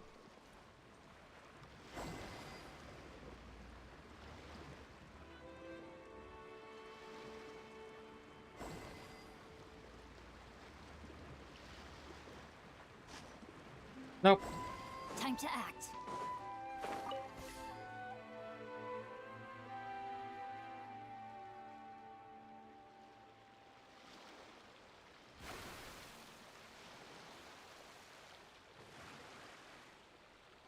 I like how we see like levels underwater. Attack the crab!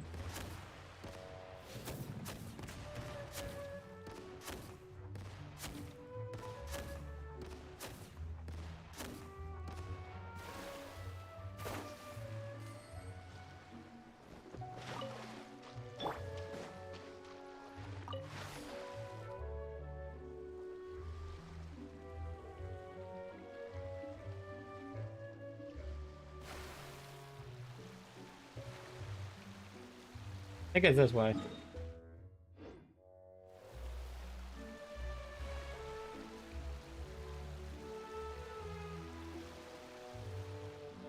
It's the fish.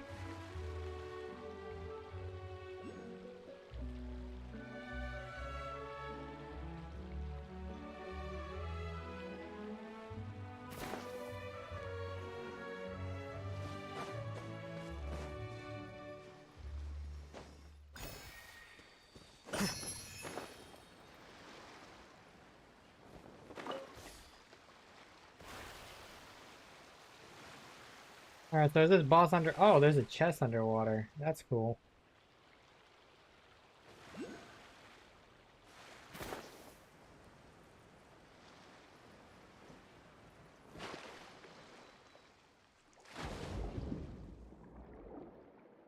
We want this crab. How are we gonna get to this crab? That's the question. How do we get to that crab?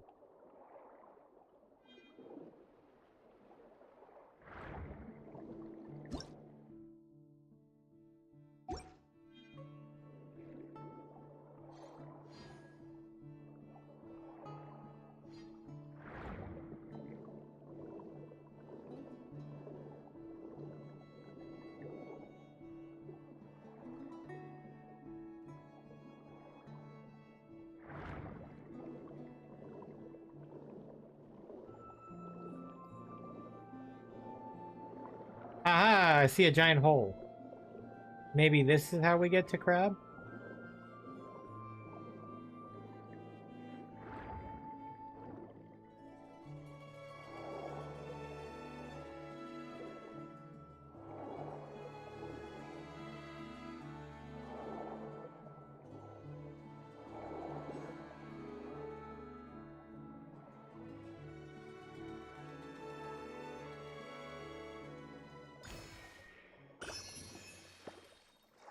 Yep.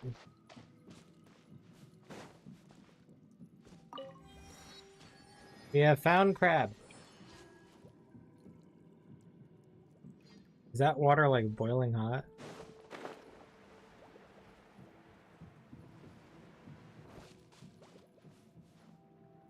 Oh boy. Underwater crab. Oh my god. There's another one on the surface or something. Hi, Mr. Krabs. Minute to memory. Oh god, he attacked like immediately. Let me read you a verse. Get with me. Here you are.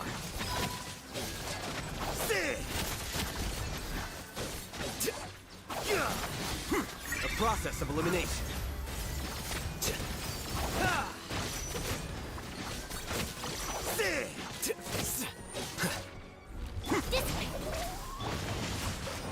Rain outlines your fate. This might hurt a little. We did it! The power of Dendro.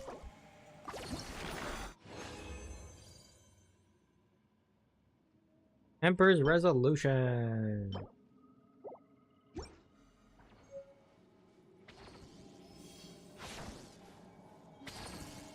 So here's the question though.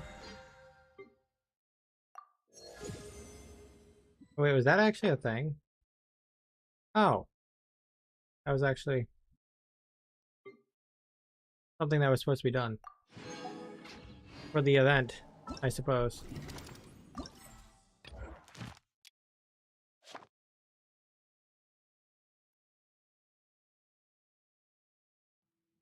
Destroy the Emperor of Fire and Iron Twins Molten Horns one time. Oh. Okay.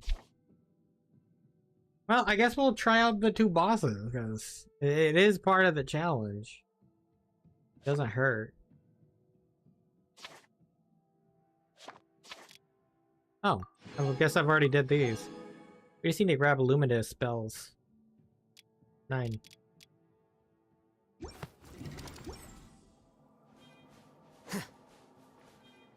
Maybe this thing will tell me. And the twin molten horns located high up on its body are pyro-aligned organs that can unleash more vicious elemental attacks. When the armor crab unleashes a certain attack, its twin molten horns are closer to the ground. This provides great opportunities for elemental reactions to remove the pyro element from within. Ah.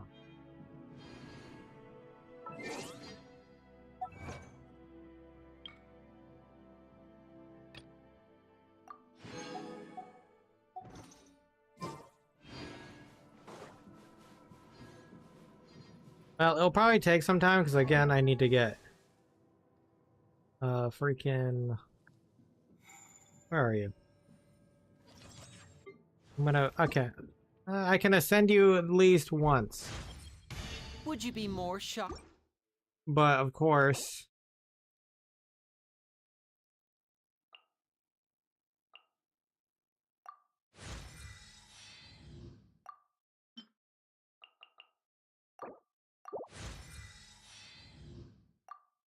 And I still need more of these.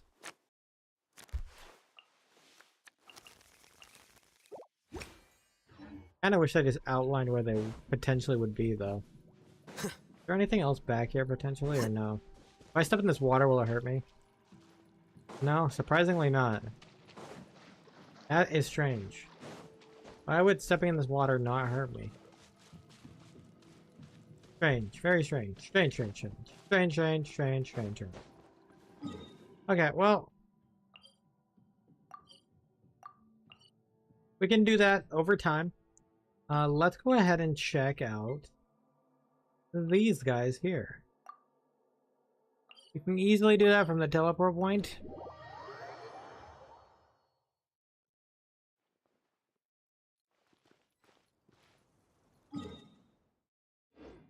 They're all to the right, so.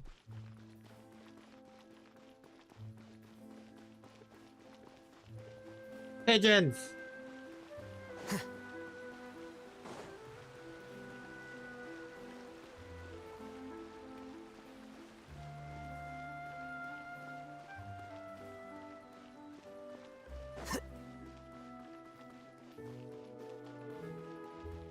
Now this boss is probably pretty cool. Oh wow, hold on a second. Guess I took more damage than I thought.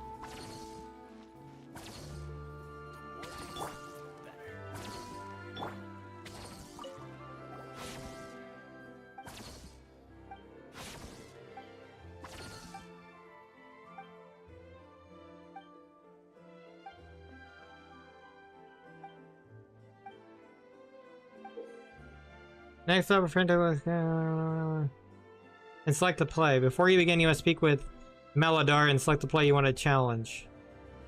And play with the USA Charge Clockwork Mecha Copelia as the protagonist. Alternatively, in Nemesis the Coppelius, the charge emitted by the protagonist, Coppelius, is Numa. The eventual resources claimed from the Leyline Blossom after completing this challenge will also differ based on the challenge you select.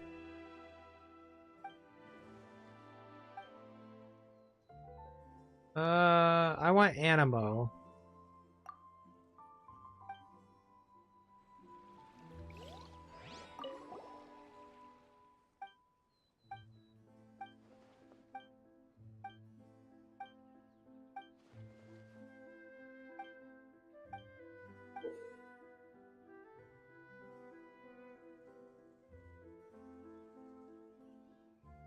I think it would be...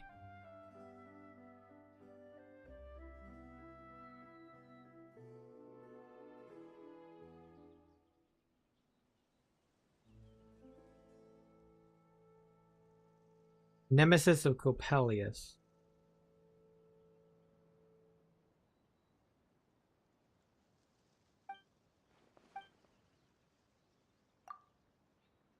I think? Let me double check.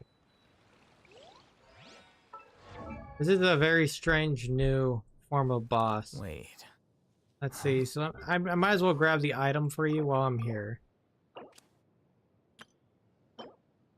Oh, you actually take the other one. Coppelia.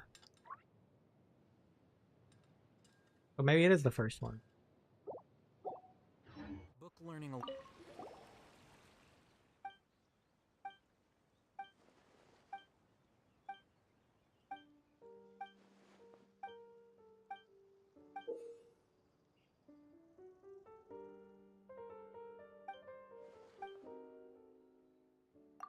Okay.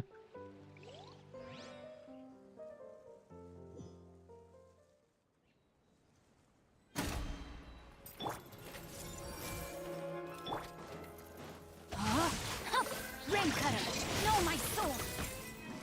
Maybe I'm wrong. Get with me.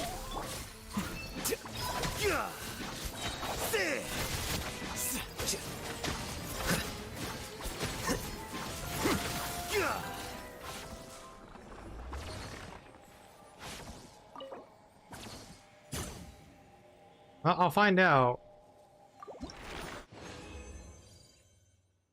Nope, it was the right one. That was actually rather easy, though.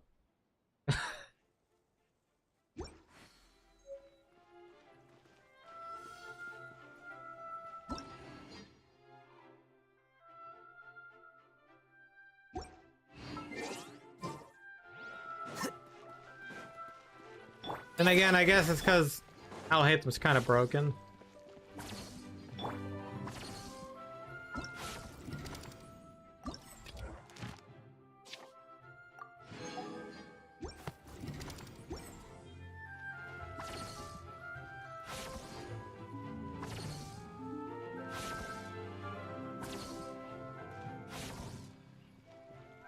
Well.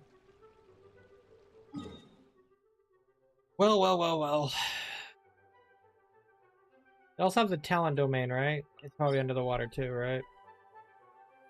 Well, it might as well. Is this the weapon or talent domain? Weapon or talent. Okay. Well, let's try to unlock all of these. And then we'll move on with the story, I would say.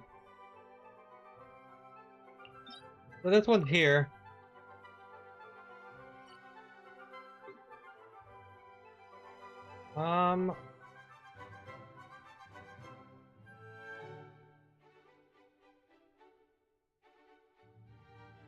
And I wish I continued to gather some of these waypoints, now that I think about it.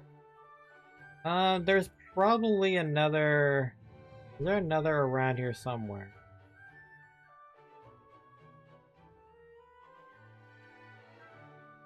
I'm not seeing another freaking Wave Rider point outside of that one. That's rude. Alright, well, we'll just go get back to this Wave Rider point then and work our way through. That's rude.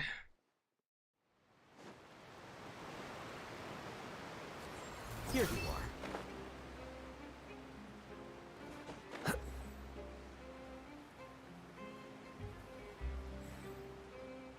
These waterfalls look so good, though. No freaking lie. They look so good.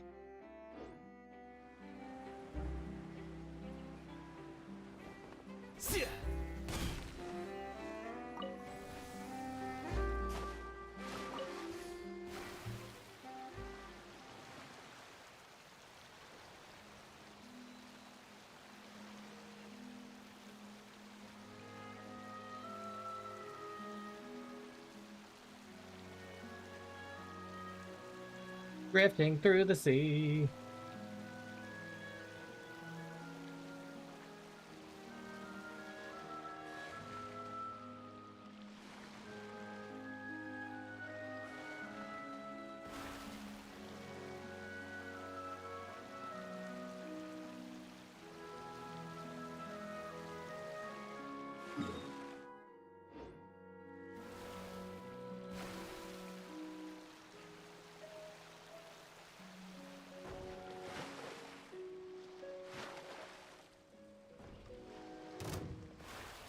Got caught on the freaking rock side.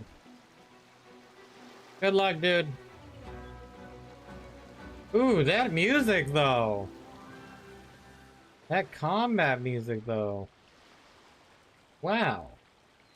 That's some good stuff. Ducks! Eh. Why you not letting me attack the ducks? They're hostile creatures, come on.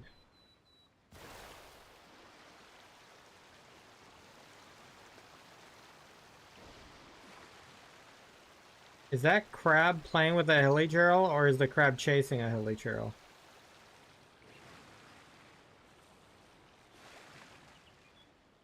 That was interesting.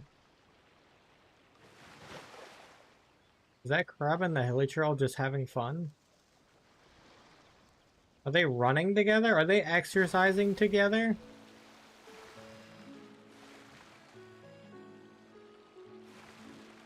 Oh, there's a teleport point here. Let's grab it real quick. Ooh, this area is guarded by like the mecha robot.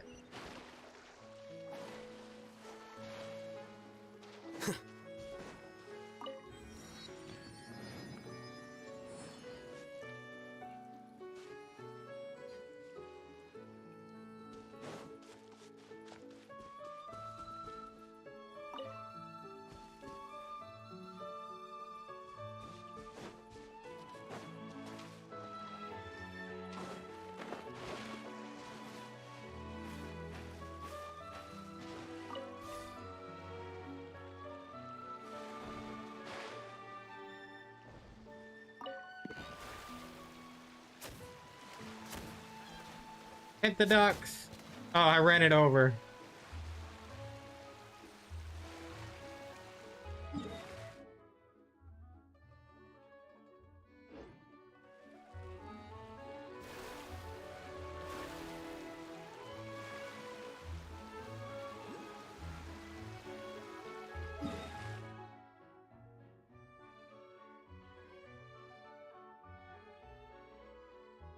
Isn't there one more? Oh, the other domain's up here.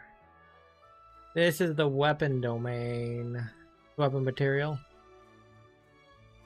Yeah, I'll have to do that. Oh, I got stuck on algae.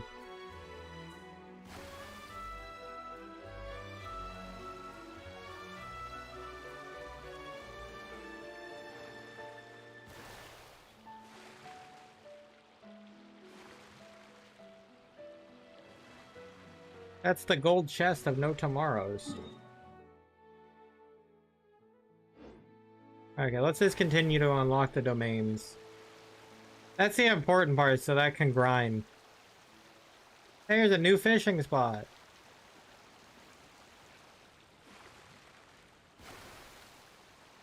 Fish.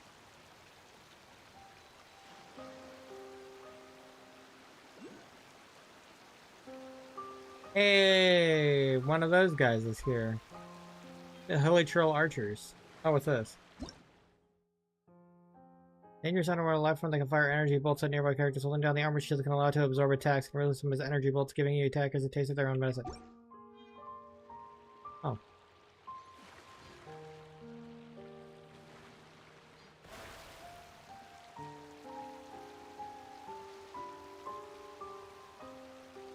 This poor Hilly Churl.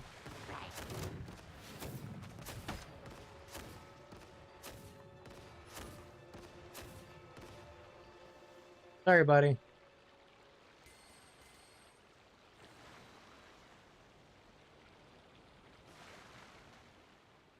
I'll be right around here.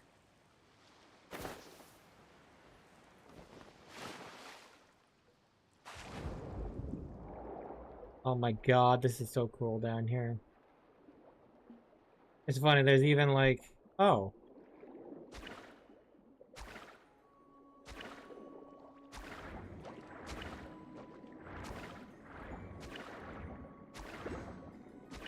You don't think I don't know how to dodge and weave, dude?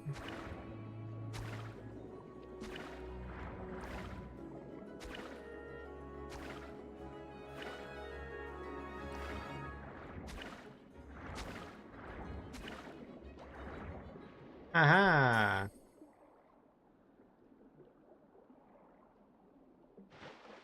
Alright, to the domain now. Feel like right down. Oh. Does everything just drop transoceanic pearls, I guess? Oh, so, huh? Oh, fuck. That is an interesting machine.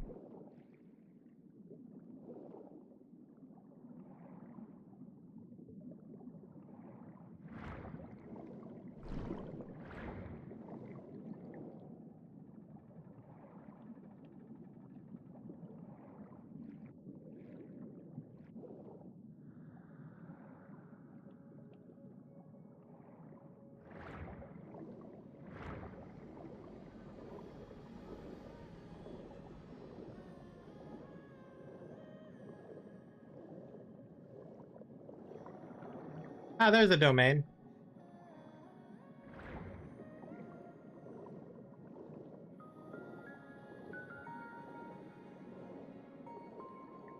Oh my god, hydro crystal flies!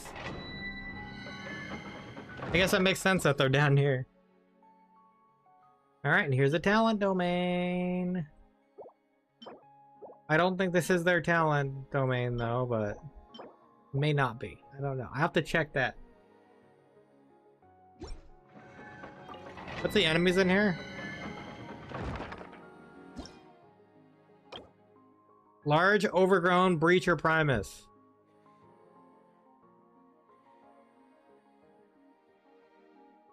Okay. A lot of these are about, is that an underwater level in that case? Interesting.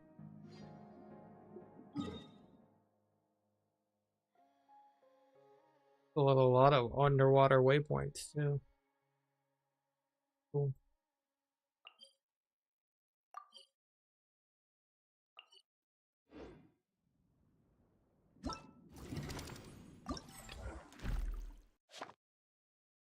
Oh.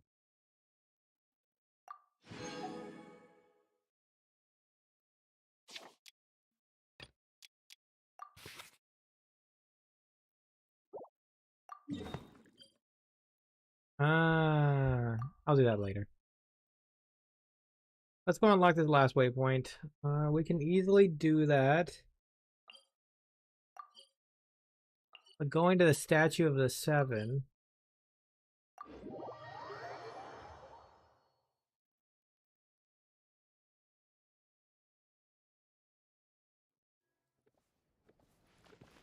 think we just go to the back.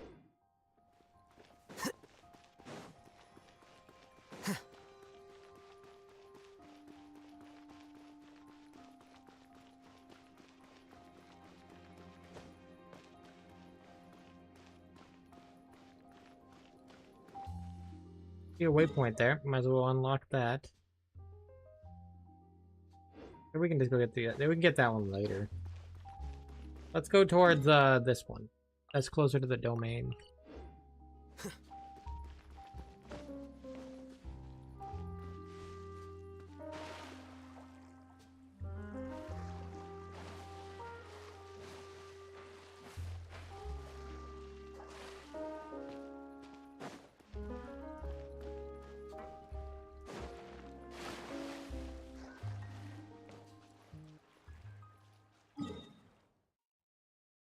I wonder if it'd be better to take the aqua bus. Can we take the aqua bus here?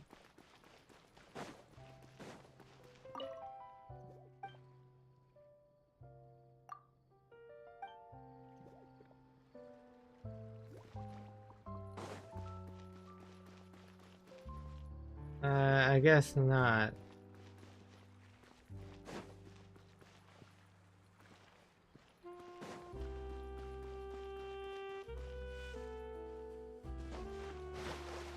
I guess technically you could just... I don't know, swimming's kind of slow.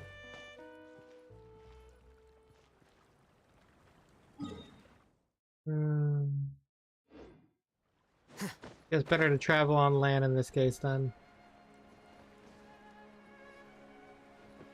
A lot of things out here.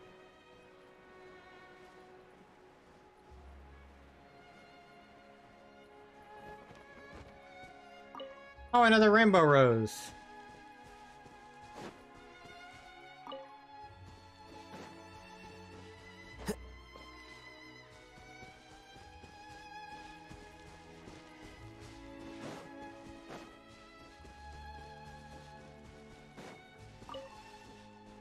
Guess they're just kind of scattered about.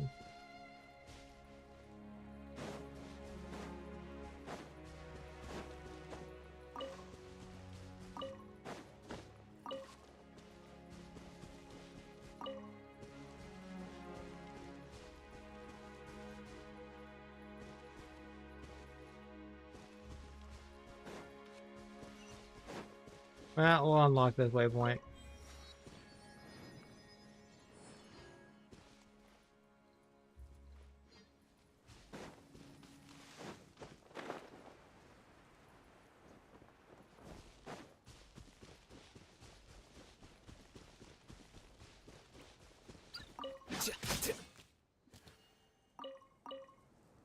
Fake mint, huh? Everyone hold hands. Stand with me.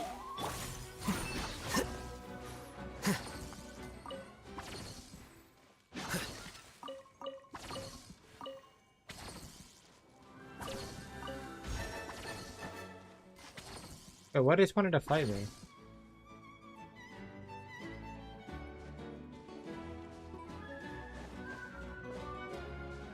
I'm confused.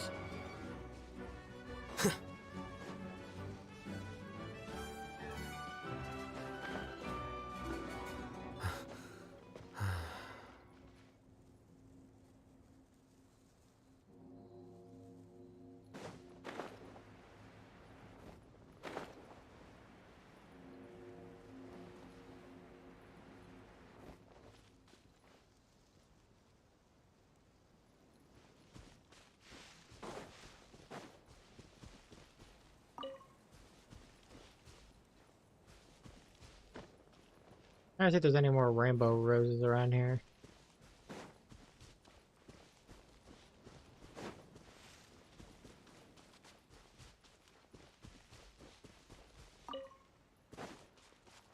Not seeing really any.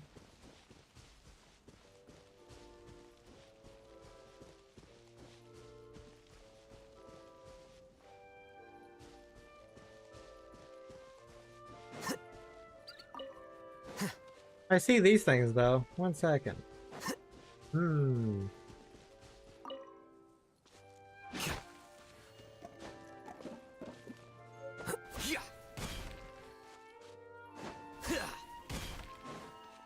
These are probably the Fontaine version of the crystals.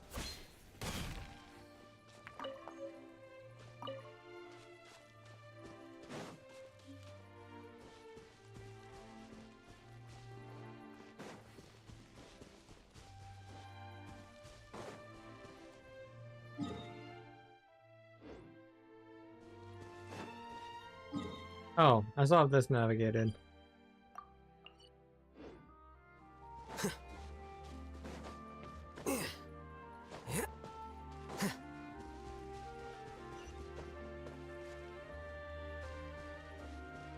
Oh, there's an airship here.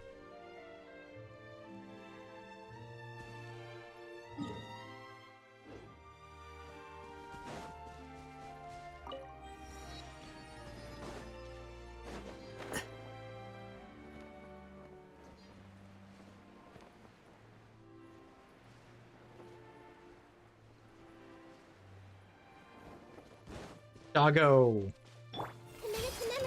Our bond is strong. Oh. Sorry, doggo. I guess I did a little rough on him.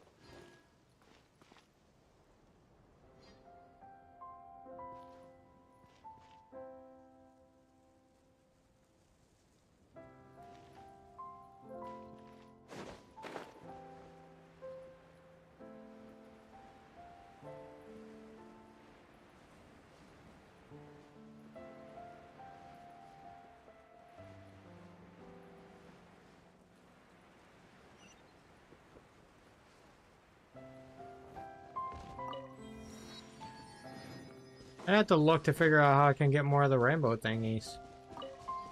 Probably somewhere on the map. What was this thing I saw? Oh, that's a big guy. That's a cool guy. How about we explore the area ahead of us later? Yeah, let me drop off a cliff for you real quick.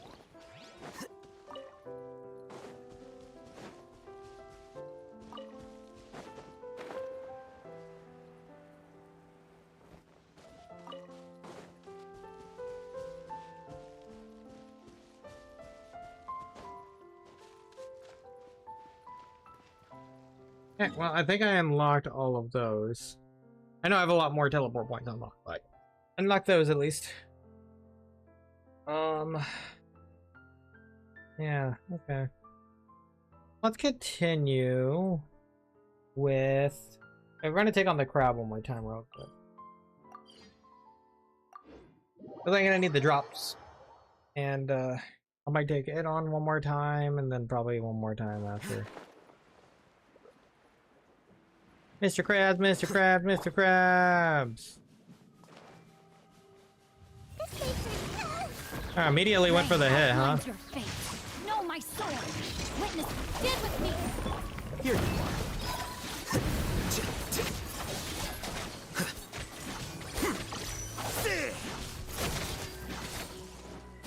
Well now. Defract.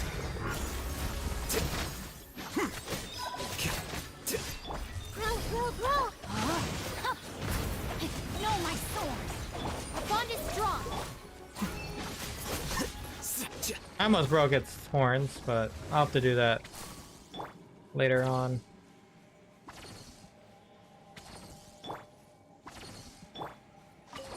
Cool. We're gonna need those drops so we can eventually level them. I'd have to figure out where the roses are again. Can I climb to missions here? I don't have it unlocked over here yet. Let me go grab that waypoint. Because I'm gonna eventually want to do commissions here. Eventually.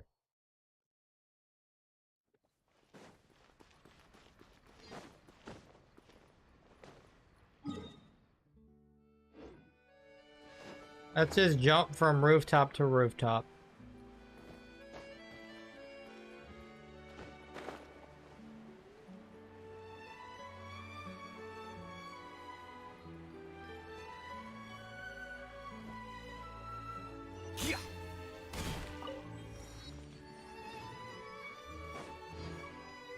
Hi, Catherine. Ad Astra Abyssos. Ad Astra. Yeah, exactly. Thank you for I know we can't change to here yet, though.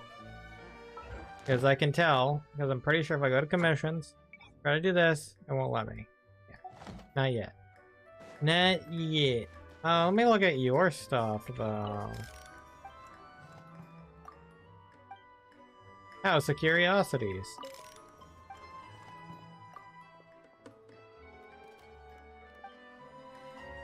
Oh. What about you? Oh! This person's the crafting bench. A person is the crafting bench now. GG. Wait, what? Oh, never mind. The crafting bench is right next to you.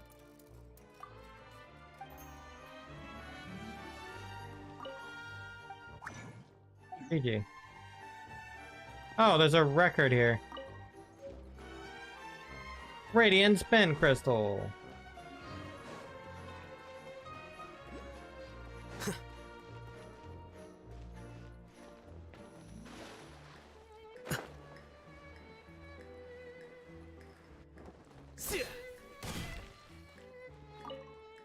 Hi. Let me see your wares. Fermented juice, huh? Okay, I see you. Nothing the best in the world. Nothing that good. It's okay, but not that good.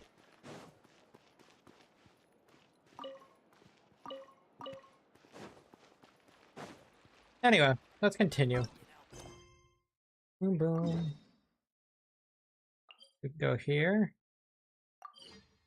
I think we're good with continuing the Archon quest. A little bit of an exploration, but... To the Hotel de Board. The board, de board, subboard, cupboard. Le Bordeaux. I came here several times with my father when I was little, but stopped eating here as often after growing up. I hope the food here will be to your taste. Oh, don't worry. We haven't eaten at a hotel like this in a while. Paimon's getting excited already. Eating at a hotel. In that case, I'll go order for us first. Please wait here a moment.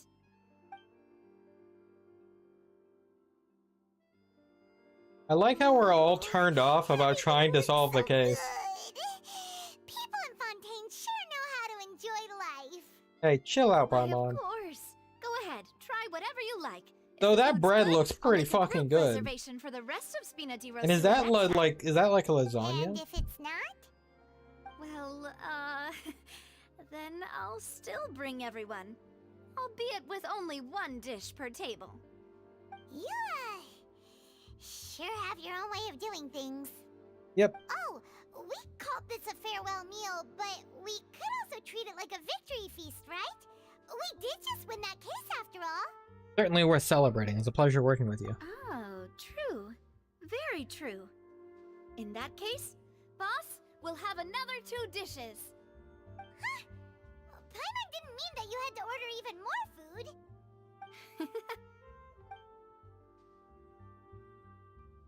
Speaking of cases, do you think that the mastermind behind the serial disappearances will get caught soon now that this has all happened? Well, we've certainly taken a big step forward, but I feel that's about it.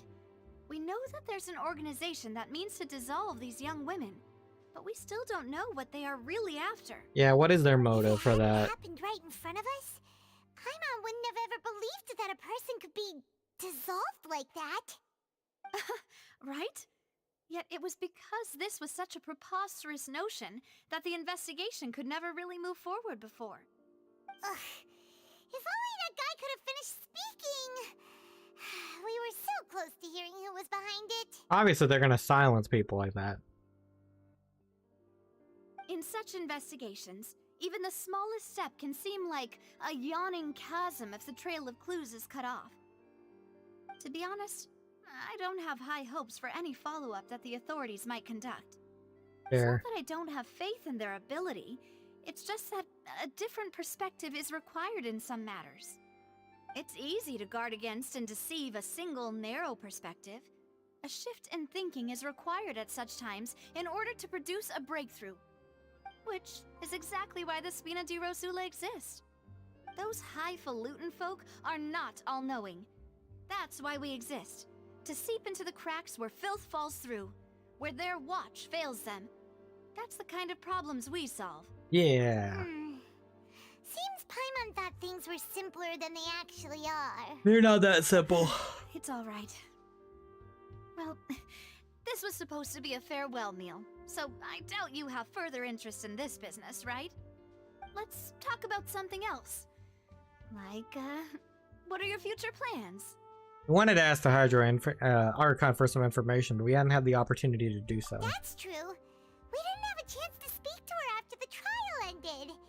It didn't really seem like the right time or place to do it anyway. I see. So, your primary objective, which has been foiled so far, was to have a chat with the Hydro Archon. Meanwhile, she's challenged us There's a long line a lot. of people waiting to meet Lady Farina. I suspect you'll be waiting for quite a while, considering that you missed your chance today. Yeah, we've heard that she's super popular here in Fontaine, and that it'll be tough getting any of her time. Well, would you consider some more, unique ways? Perhaps even methods of, let's say, questionable legality? Guess that's Spina di Rosula's boss for you. Chock full of sketchy ideas. Well, what did you have in mind? Well, one way would be to infiltrate a performance troupe at the Opera House, only to abandon your act at the play's climax and ask to speak to her after the performance. I'm sure Lady Farina would be eager to see the ending, and would agree in order to finish watching the play, don't you think? Could you suggest something a little more practical? This plan seems pretty hard to pull off. Yeah. We'd have to go learn how to act, and acting's really hard. Especially for Paimon. Alright, here's another. Find a way to conceal yourselves under her bed. Then, wake her up in the dead of night and demand answers. I don't know. Let her That's go not a back good to idea sleep either. until she answers all your questions. I can personally testify that this one works. When I'm sleepy, I'll do anything as long as I can finally get some sleep. It's an Archon, though. That might work, but that's not really the problem. The problem is we don't want to get ourselves arrested. That and she might not even sleep. Valid point. I overlooked that part. I was just thinking about leveraging a person's desire for sleep. How can you overlook something like that? All right, no more joking around. Perhaps you could... Oh, I don't know. Cut the line when she's on a break. You did defeat her in court, clearing citizens of hers from false accusations. False accusations she had nearly upheld personally. I imagine that she feels quite ashamed about the whole thing. You mean that if we catch her while she's on a break, she might be too embarrassed to refuse? Oh, that does make some sense. Worth a try. Would someone with her personality really feel shame? Why don't we give it a try after this meal? You know, strike while the iron is hot and all. True. Huh? Paimon, did you drink my Fanta? Was this your drink?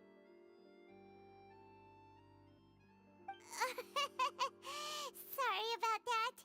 Paimon wasn't really paying attention and the cup was right next to Paimon. Would you like to order another? No, it's fine. We're just about done here. Alright. Honestly, Paimon wouldn't recommend Fanta anyway. It tastes kind of salty and icky. I'd have to agree. My drink also tasted that way too. Is that so? Huh. Well, In that case, we'll have to blacklist the Fonta here then. If we're all finished eating, then I'll go pay.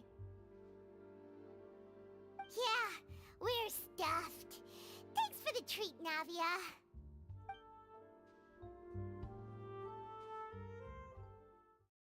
Yeah, the Traveler is getting a lot more, again, to doing things for people as time goes on. It's very interesting. Oh, so full. Paimon can barely float anymore. Good try walking, you know. Nah, that would be so normal. You know, like you. Okay. As for expenses this month, we're left with... Oh. Hey, Navia! What are you doing over there? Oh, nothing. It was just a meal, you know? Nothing the Spina di Rosula can't cover. Seems that was pretty tough for her. That was a pretty pricey meal, all thanks to Paimon. Let's get ready to try to meet the Hydro Archon again. Bye, Navia! So this is goodbye, huh? Well, if you do encounter any other trouble in Fontaine, you're always welcome to contact the Spina di Rosula. I'll give your requests the highest priority. Sounds good. In any case, I wish you smooth sailing. I'll see you again, partner. See ya! Act 2 has started.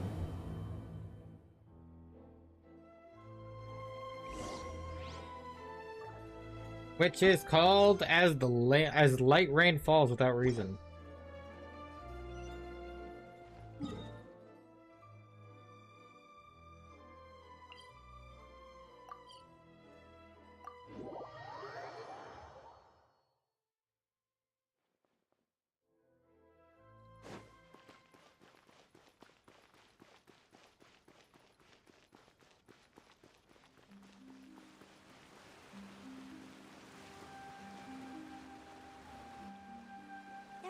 People around anymore.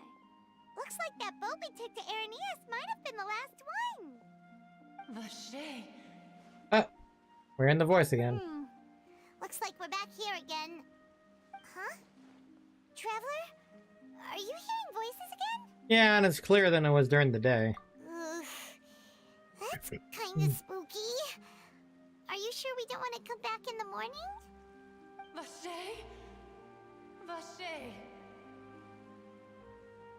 Hey, why are you still walking towards it? There might be something nasty in the water. I can feel strong emotions. Things are getting a little blurry. Huh?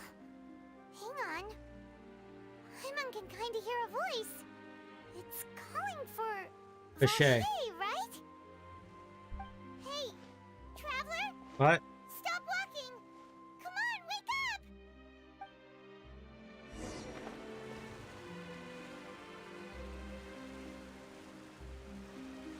Oceanid. Where's this? Vache, are you my dear Vache? No, wait. You seem to be someone else. Do you know Vache? Do you know where my love is? I'm afraid not. I'm sorry, who are you? Wait. Who am I? I'm very sorry. I fear I do not know. My memories feel like they have been washed away like a flood. So many fragments dissolved amidst the tide, never to be recovered. How much have I lost? How many things that I once held dear while on land have I since forgotten? You were once human? Yes, that is what I was once. But now, I am but the consciousness of one who has lost their form. You lost your form? I do not know how I came to be like this either. I only vaguely remember being covered in light blue water, and then all grew dim. Did she be one of the girls who were dissolved? Oh, is that what happens? I also remember going to many places. I loved adventure, loved exploring places of peril. No matter where I went, Vache would go with me. I knew how dearly he loved me. And I also loved him equally as much. But now, we can no longer go back. The pain of such parting. I never knew how heavy it could be. So you need me to find him? No. Our reunion no longer has any meaning. There is no way for us to create any new memories. The thought of me gives him no succor. So let it lie forgotten beneath the waters. If you meet Vache, tell him not to look for me. Tell him to move on. That is the only thing I still remember. I believe it'll be hard for him to forget you, though. Perhaps that is so. As I was submerged in the waters, losing consciousness, I saw Vache above the surface. His eyes were filled with such sorrow, such longing. If only I could have comforted him, told him that I did not suffer. Indeed, I had felt a great warmth. That means Vache was a witness to the fact that you dissolved? Is that what you call it? Dissolving? If anything, I consider it a form of release. Ah. It was a state of neither fear nor frenzy, with only an endless peace, like the water's still surface. I could also liken it to being a thirsty person who drinks water for the first time, and only then sees how they have lived for so long in a world of endless want and anxiety. Seems that after the body is dissolved, some measure of the consciousness still remains. I think I hear your companion. It's time for you to go, I think. That Paimon? Alright. I wonder how much time has passed in reality. Farewell, then. I am glad that you were able to sense my presence. Remember, if you see Vache, tell him not to seek me out any longer.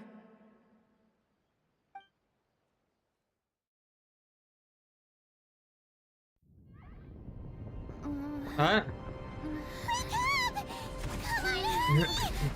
What's going on? What the heck?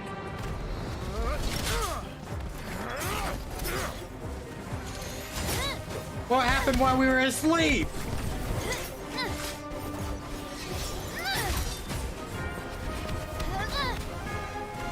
Demoiselle, look out!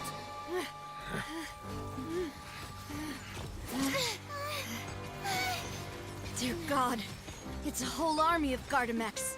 Yeah, what happened while we were asleep? What the heck? Chlorand?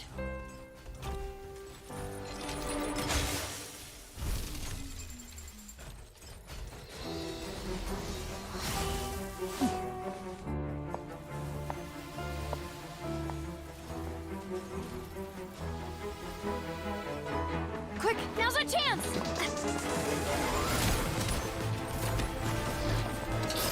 He has the freaking light blind weapon. Oh, damn. Damn, look at Chlorine go! Jesus!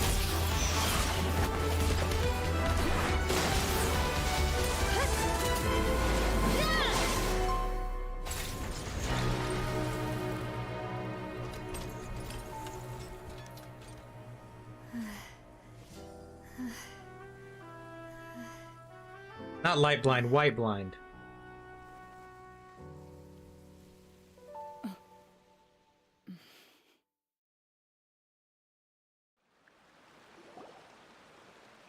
I should thank you for lending us your sword there, Chlorand.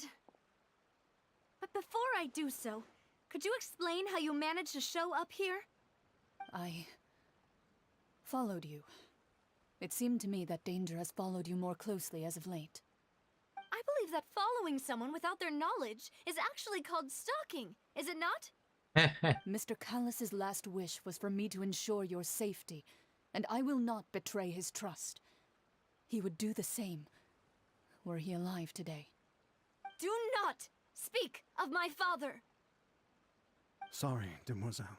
I was not strong enough. Thank you for your aid, Miss Clorand, but do keep an eye out for your manner of speech. I believe we all wish to avoid unnecessary emotional harm. Sorry, I did not consider your feelings. Whatever. What else do you know? How did you come to the conclusion that I'd be in grave danger? I doubt I know much more than you, but I believe that the mastermind behind the serial disappearances is very powerful. He seems like Your it. performance tonight will almost certainly attract their attention. I'm sure they've known about me. To be honest, I'm shocked it's taken them this long to act against me. And what about these Gardamex? I thought only those associated with the Maison Gardiennage could control them. None of these mecha have serial numbers. I was sure to check a moment ago.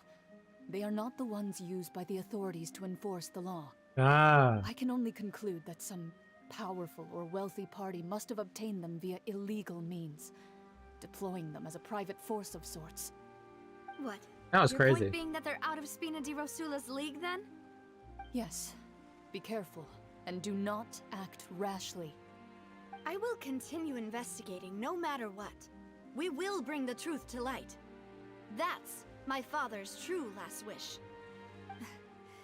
Regardless, thank you for your help today, Clorand. But if you get any ideas, tell me first. I don't much appreciate being followed. I do not think that they'll strike again anytime soon. So I shall stop following you. Good day, all.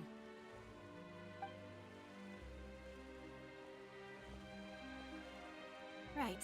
Hmm. I suppose They have that's some the best news we've gotten today. they have some baggage with each other. Mademoiselle, I believe that Miss Clorand was being sincere with you. If we tried, we could attempt to thaw relations a little. I know, she's... What happened? Who was that? Oh, thank goodness! Paimon thought we were done for! Those Gardamex came out of nowhere while you were unconscious, and Nadia and her gang saved us! Hmm. Oh, and there was that champion duelist named Clorand who came out to save us too! We got lucky there. Paimon probably couldn't have fought them off otherwise. Well, Paimon, you can't fight anyway. Oh, so you're a fighter now, Paimon. Oh, come now. Forget all that polite talk.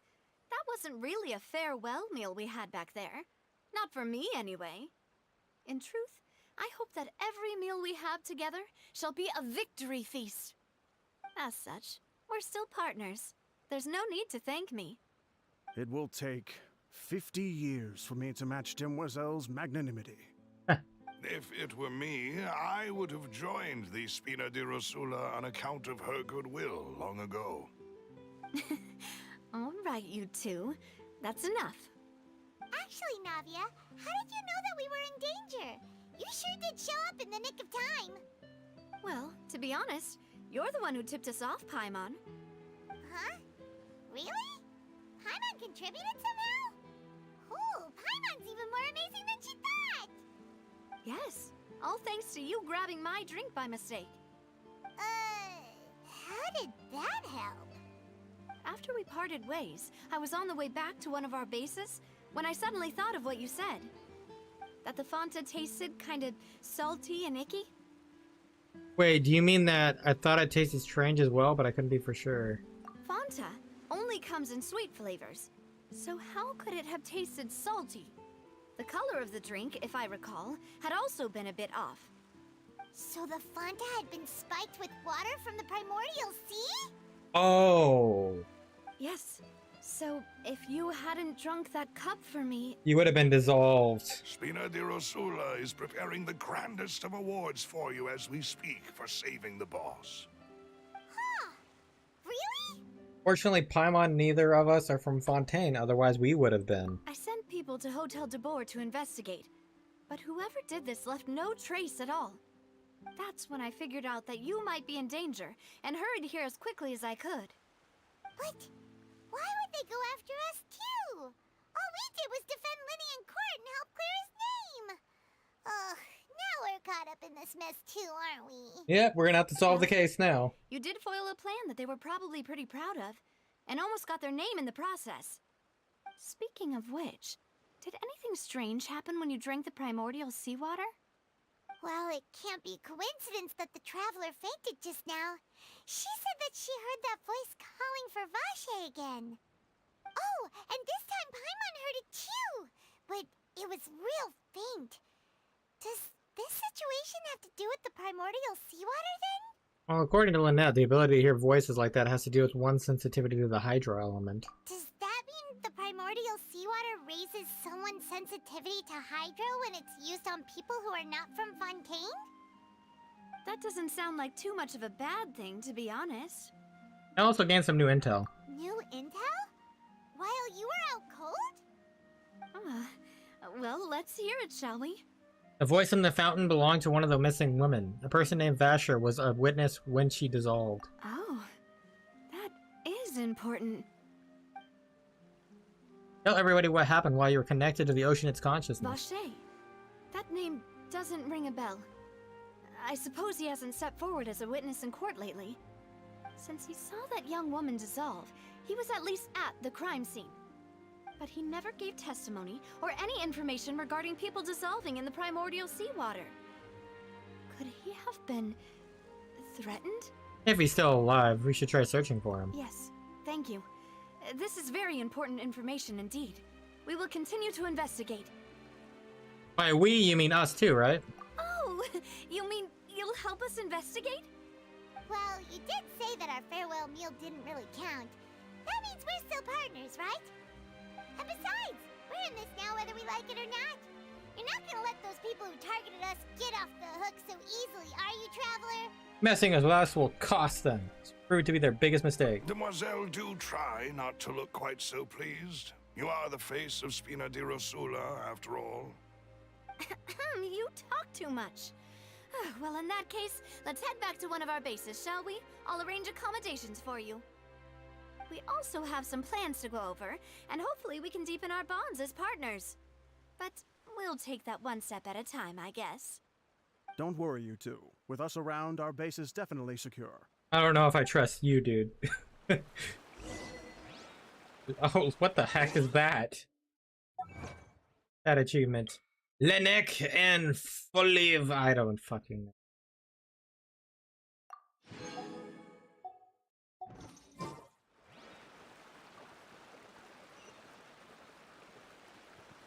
Go to the Spina de Resus stronghold.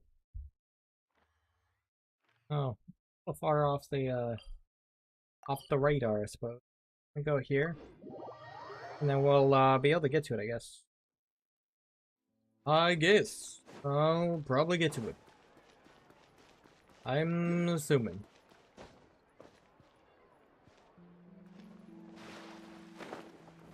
Climbing on the rooftops is what I'm good at.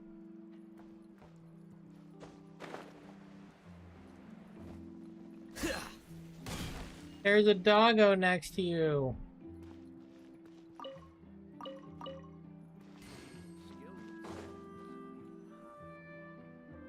It's right up ahead. Oh. But let's make sure we weren't followed first.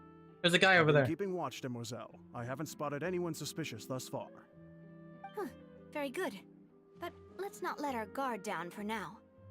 I shall find rooms for our respected guests. Thank you, Malus. Now, let's continue, Traveler. Alright, let's do this.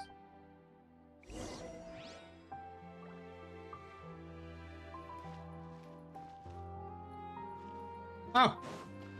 Speaking of suspicious, I found a chest finally. Huh.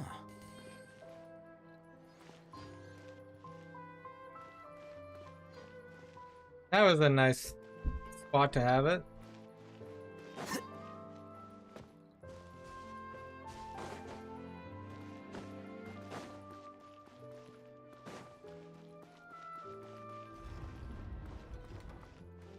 Oh, are we going underground now? Oh, yes. Yes. Ho, ho, ho, ho, yes. To the underground we go.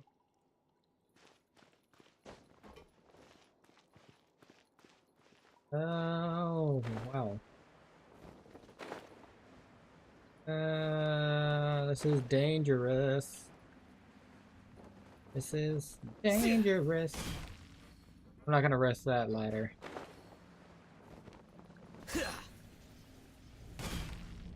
Oh, we made it down here. Oh, hi, random guy. How are you doing? Is it this way? You're in the underground network.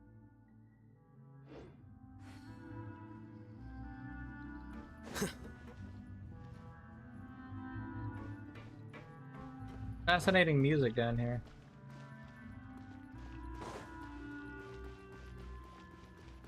Bum bum bum bum bum bum.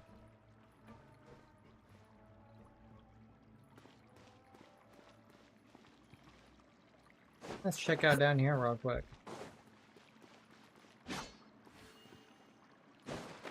Hello there. Okay. Lizard! How'd you get down here, lizard? Hi, doggo.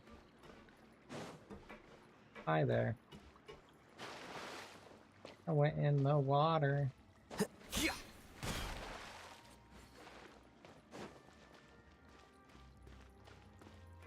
There's a kitty. Hi, kids. There's a teleport point. Unlock that teleport. In a moment, let me just... Not seeing anything really cool down here.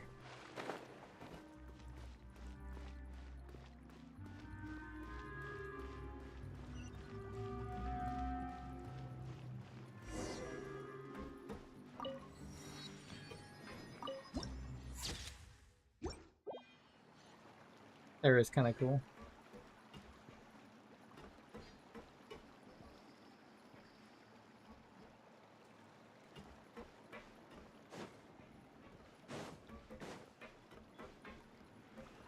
Oh, it's Consigliere. Hi. Big turtle man. Hello? That's right, you can't talk. But are you really an ordinary run-of-the-mill 10 tortoise? Hey, why am I doing this, expecting a reply like this? But then again, there could be no disappointment without expectations, right? Thank you. This is indeed a truth to be self-evident.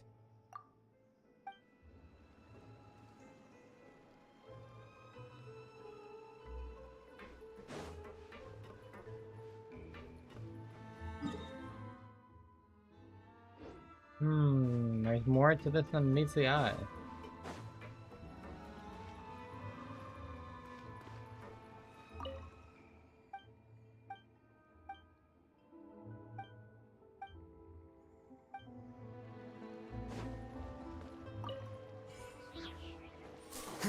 Looks like there is a world quest now.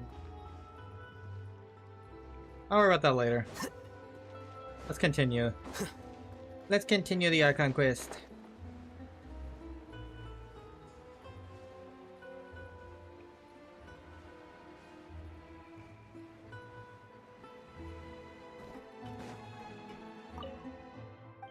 You need a lockpick? You do this business by night?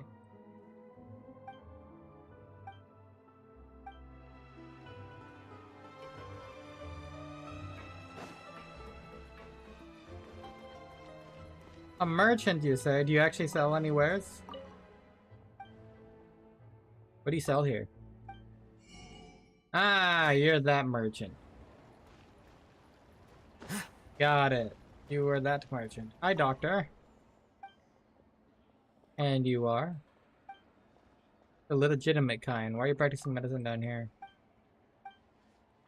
Okay.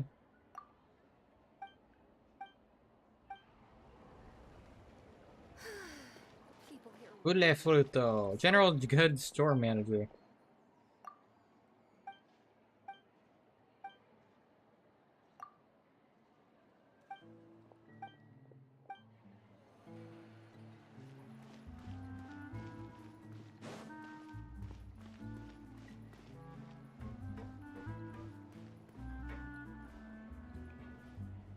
Austier.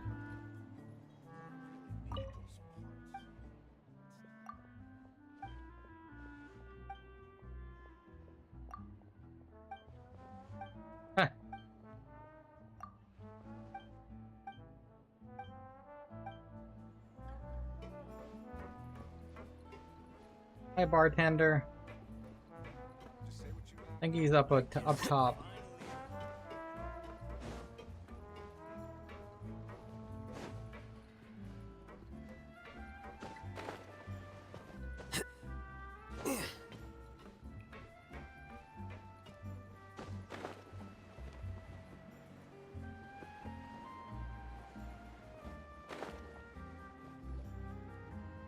Here he is.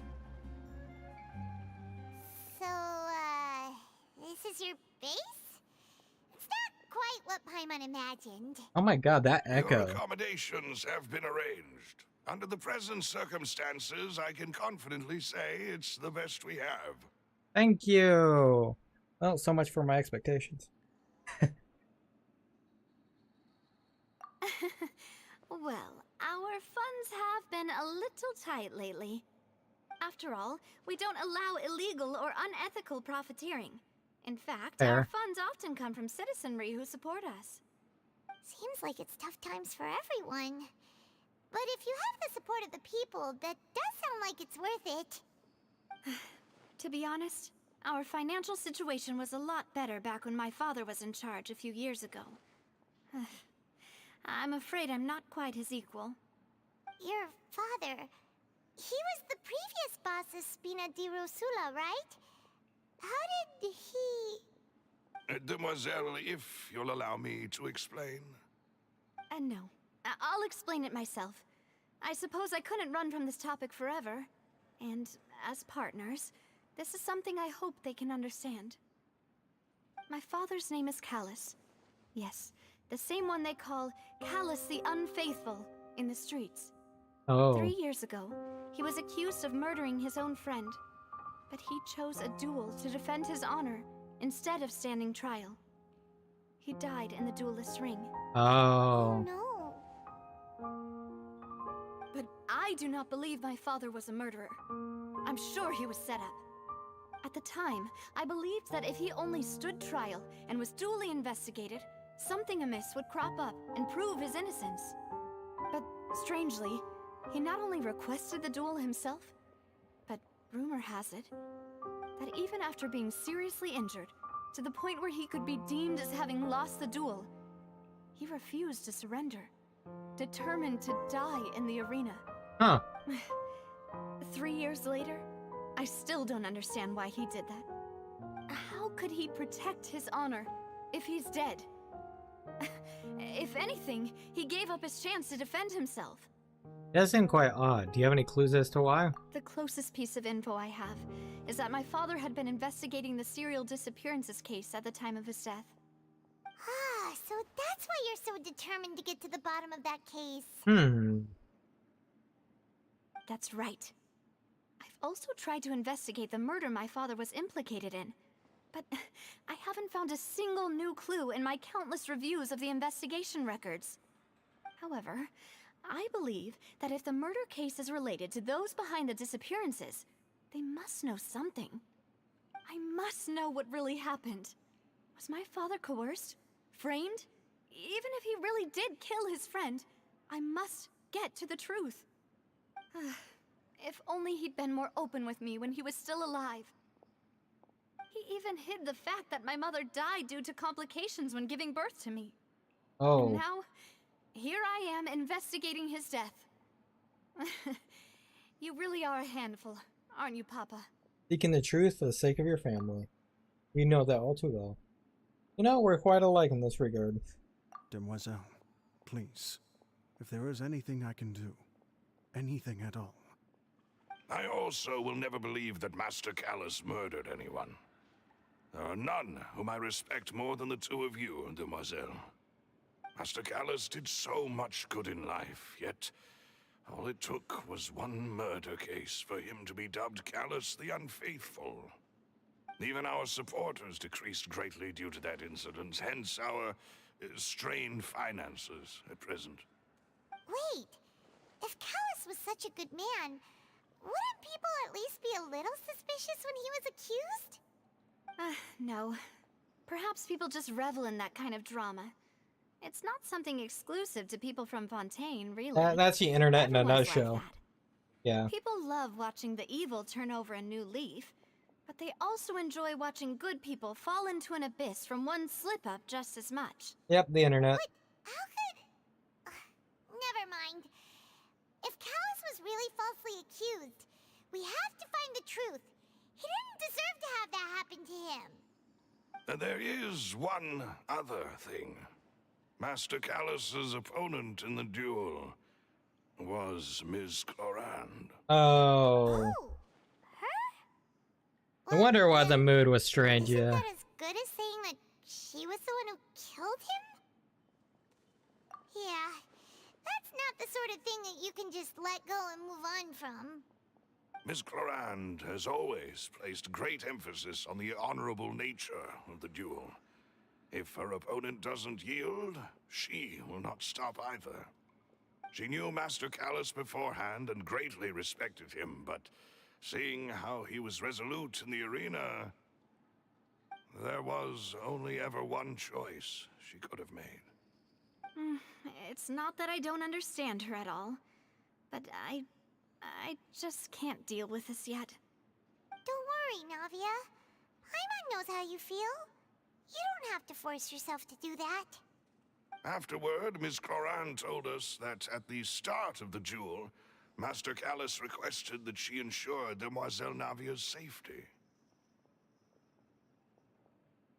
And that indicates that he intended to die in that duel. Yes, that is our understanding as well. Oh, Papa. What madness drove you to ask the person who killed you to take care of me? All right, anyway, that's the information I wanted to share with you. Even if it did sound like I was just complaining towards the end. Oh, it's alright. I understand how important this is to you. Thanks. You two should go and rest. This was quite a day after all. Yeah, Paimon's beat. Please, relax and get some sleep. We will ensure you rest soundly.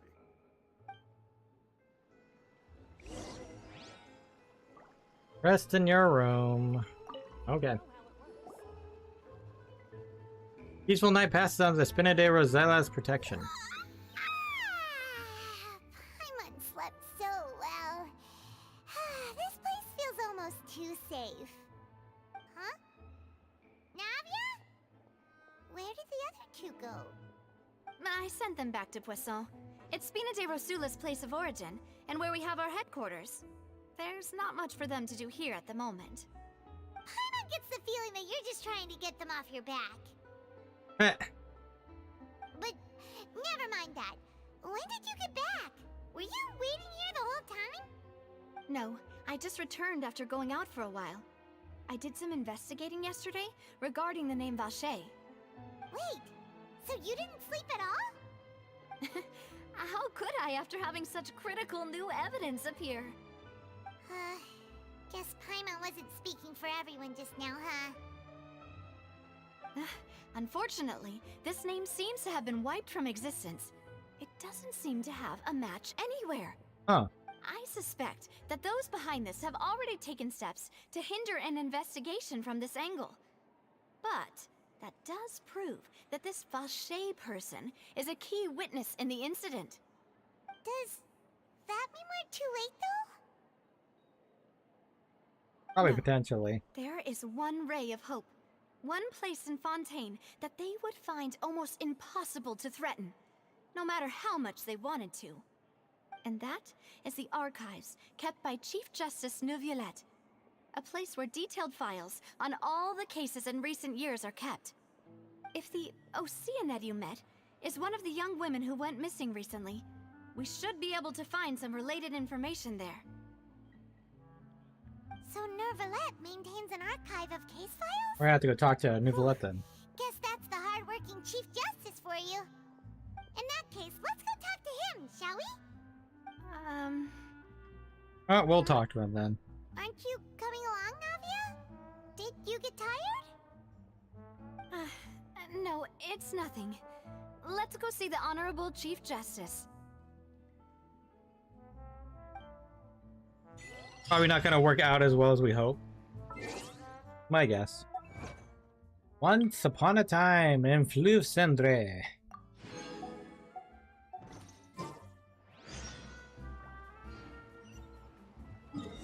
Alas Marmonia.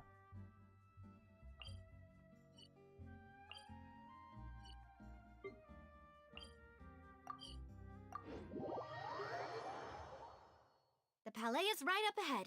Come on.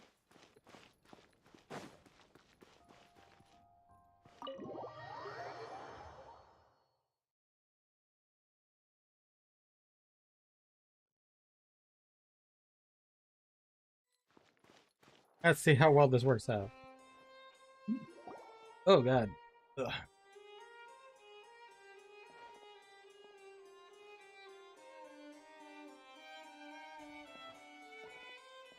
Halt!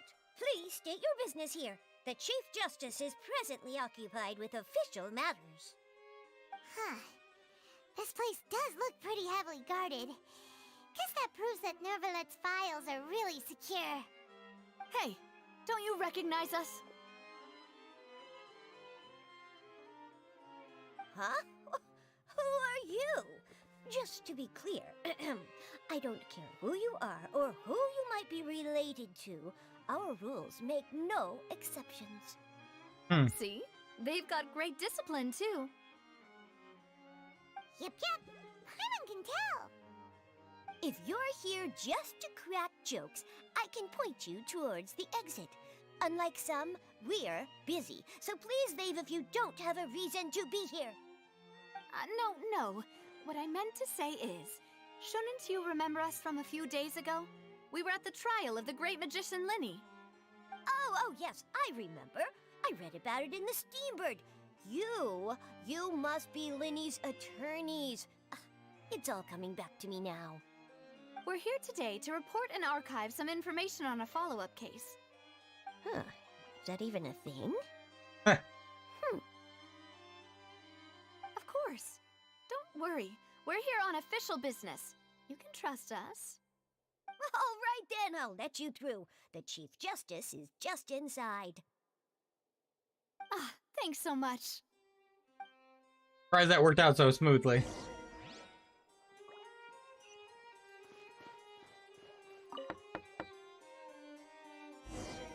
Please come in.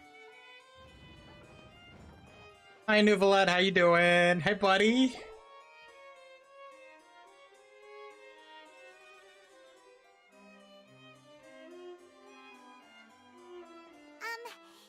to barge in, Monsieur Nervalet.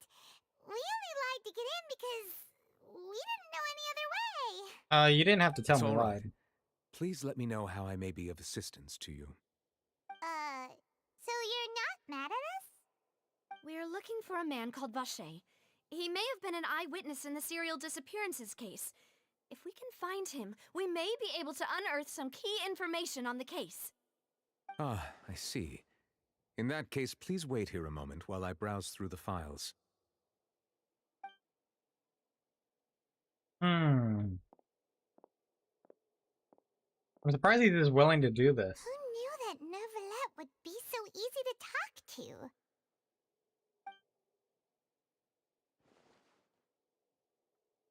I don't know, it feels kind of sus.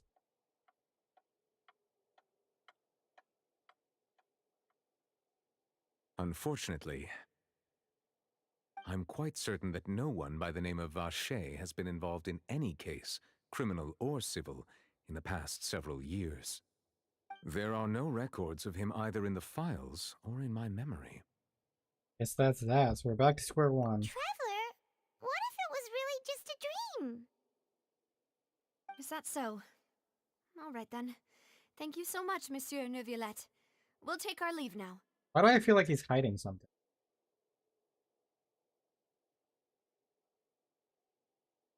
Ahem.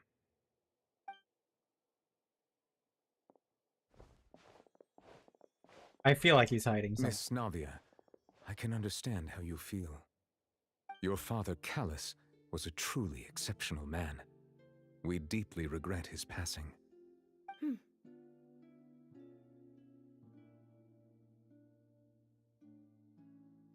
And what are you trying to say, Monsieur Neuvillette? Are you trying to console me? Extend your sympathy? Or just express some tendril of regret? No. You are not trying to do any of that. I can hear it in your voice.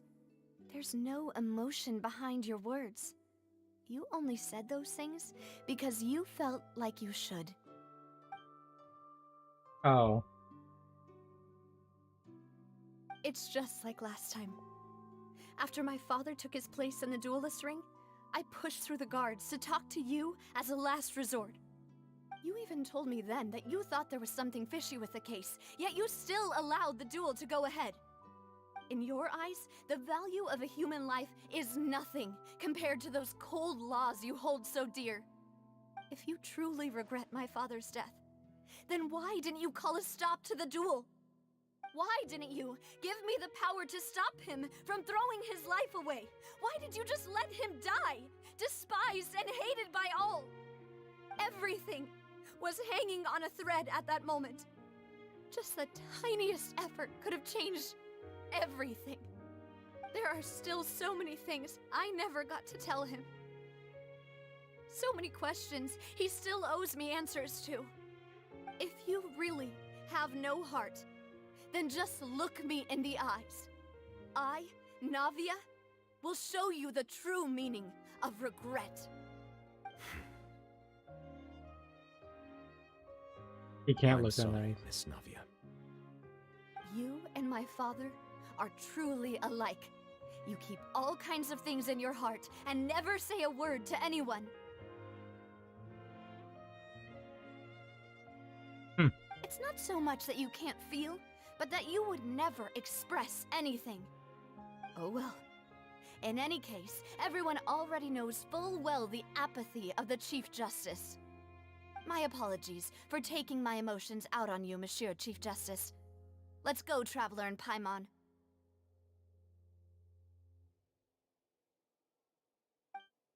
Wow, that was heavy. That was heavy. Hey. That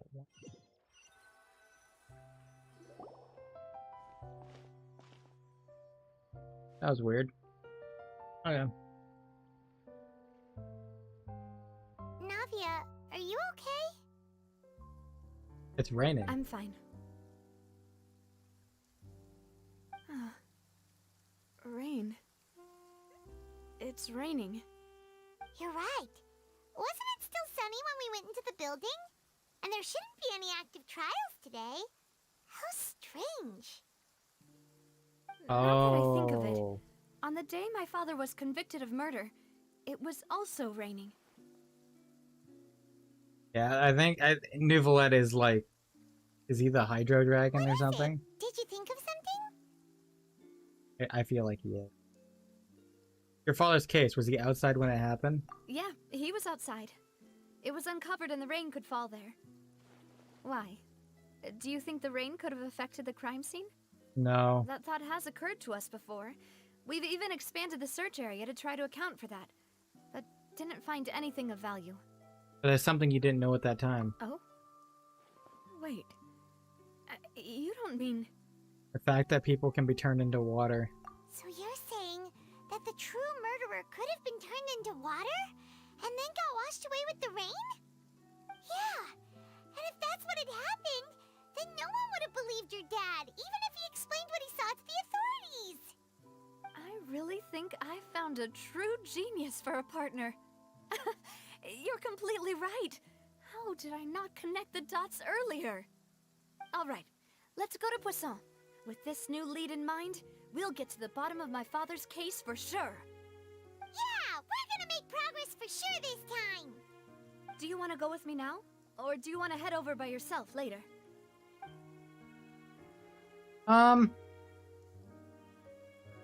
We should go while the idea is still fresh. Let's go then.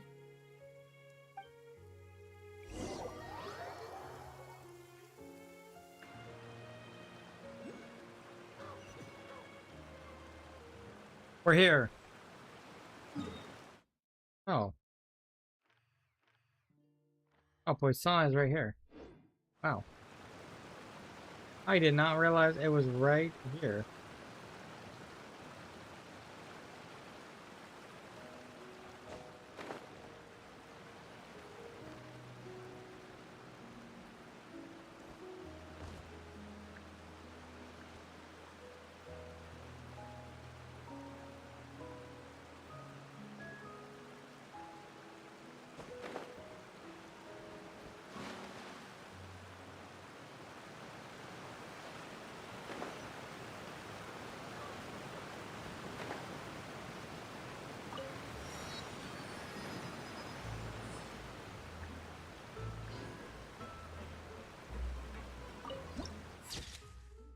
Ooh.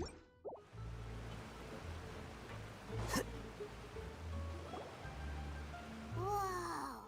What a huge ship!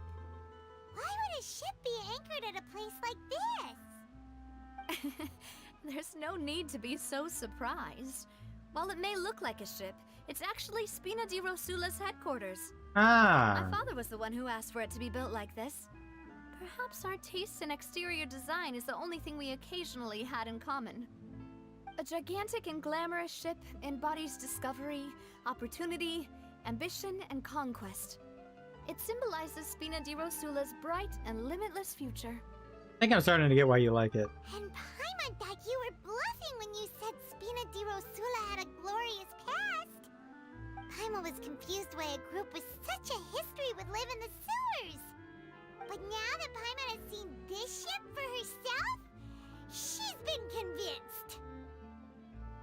Well, Poisson is where Spina di Rosula began, after all. It's our main base, our home.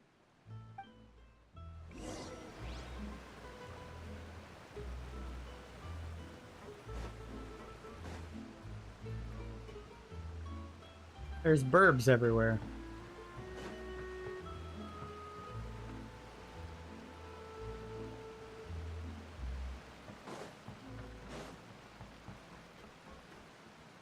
A porter? You know the rules? Yeah, I'm good. Dog.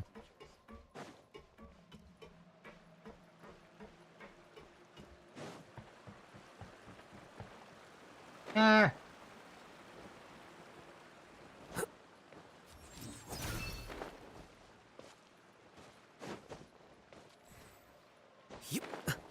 I'm just saying, if you play with fire, you're gonna get burned.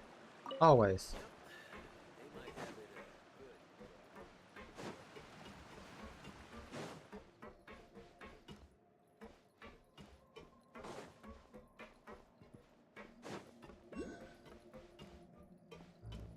Hello, Malus. Malus, we're back! Apologies for the wait, demoiselle, and our most important partners. You said before that you still had some business at the court. What brings you back to Poisson so quickly? About that.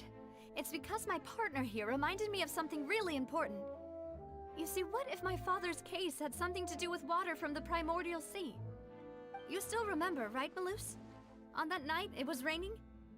Yes, the case was quite similar to that of Mr. Linney's. Both were what you'd call impossible murders. Could the mastermind be the same person? Could you tell us a bit more about what happened before? Yeah, of course. Many years ago, something called synth began to gain popularity in Poisson. At a glance, it was a kind of drink that could excite your mood and produce many pleasant hallucinations. Wait! Didn't that guard guy who turned into water also mention that the primordial water could be used to produce some kind of potion? Yeah. Yes, he did. Considering what we know now, it's almost certain that synth is created using water from the primordial sea. Yep. If you drink synth for an extended amount of time, you'll suffer many side effects, such as losing the ability to focus or control your emotions. And if you were to stop drinking it completely, you'll experience flashes of paranoia and anxiety while lacking energy to do anything. It's an extremely dangerous substance. As he oversaw Poisson, my father was compelled to put a stop to synth abuse and called for a complete ban of it.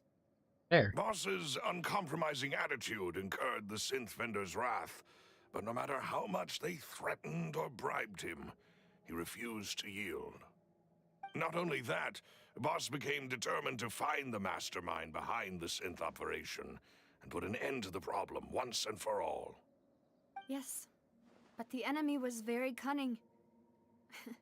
So he could never get anything out of the dealers, all of whom only sold the stuff and weren't privy to the rest of the operation. Recognizing that, my father decided to contact the dealers in secret and cultivate personal relationships with them. Finally, he was able to convince someone to become his informant. The man's name was Jacques. He Oh, felt greatly ashamed about his work after seeing many families destroyed by synth abuse. yuck, huh? That night, my father hosted a banquet at his countryside estate. He planned to meet up and exchange information with Jacques over some food. But then, we heard 2 gunshots from the courtyard. We raced to the scene and found my father, still holding a gun, and Jacques, who was already dead on the ground. Huh? How did that happen? Aren't they on the same side?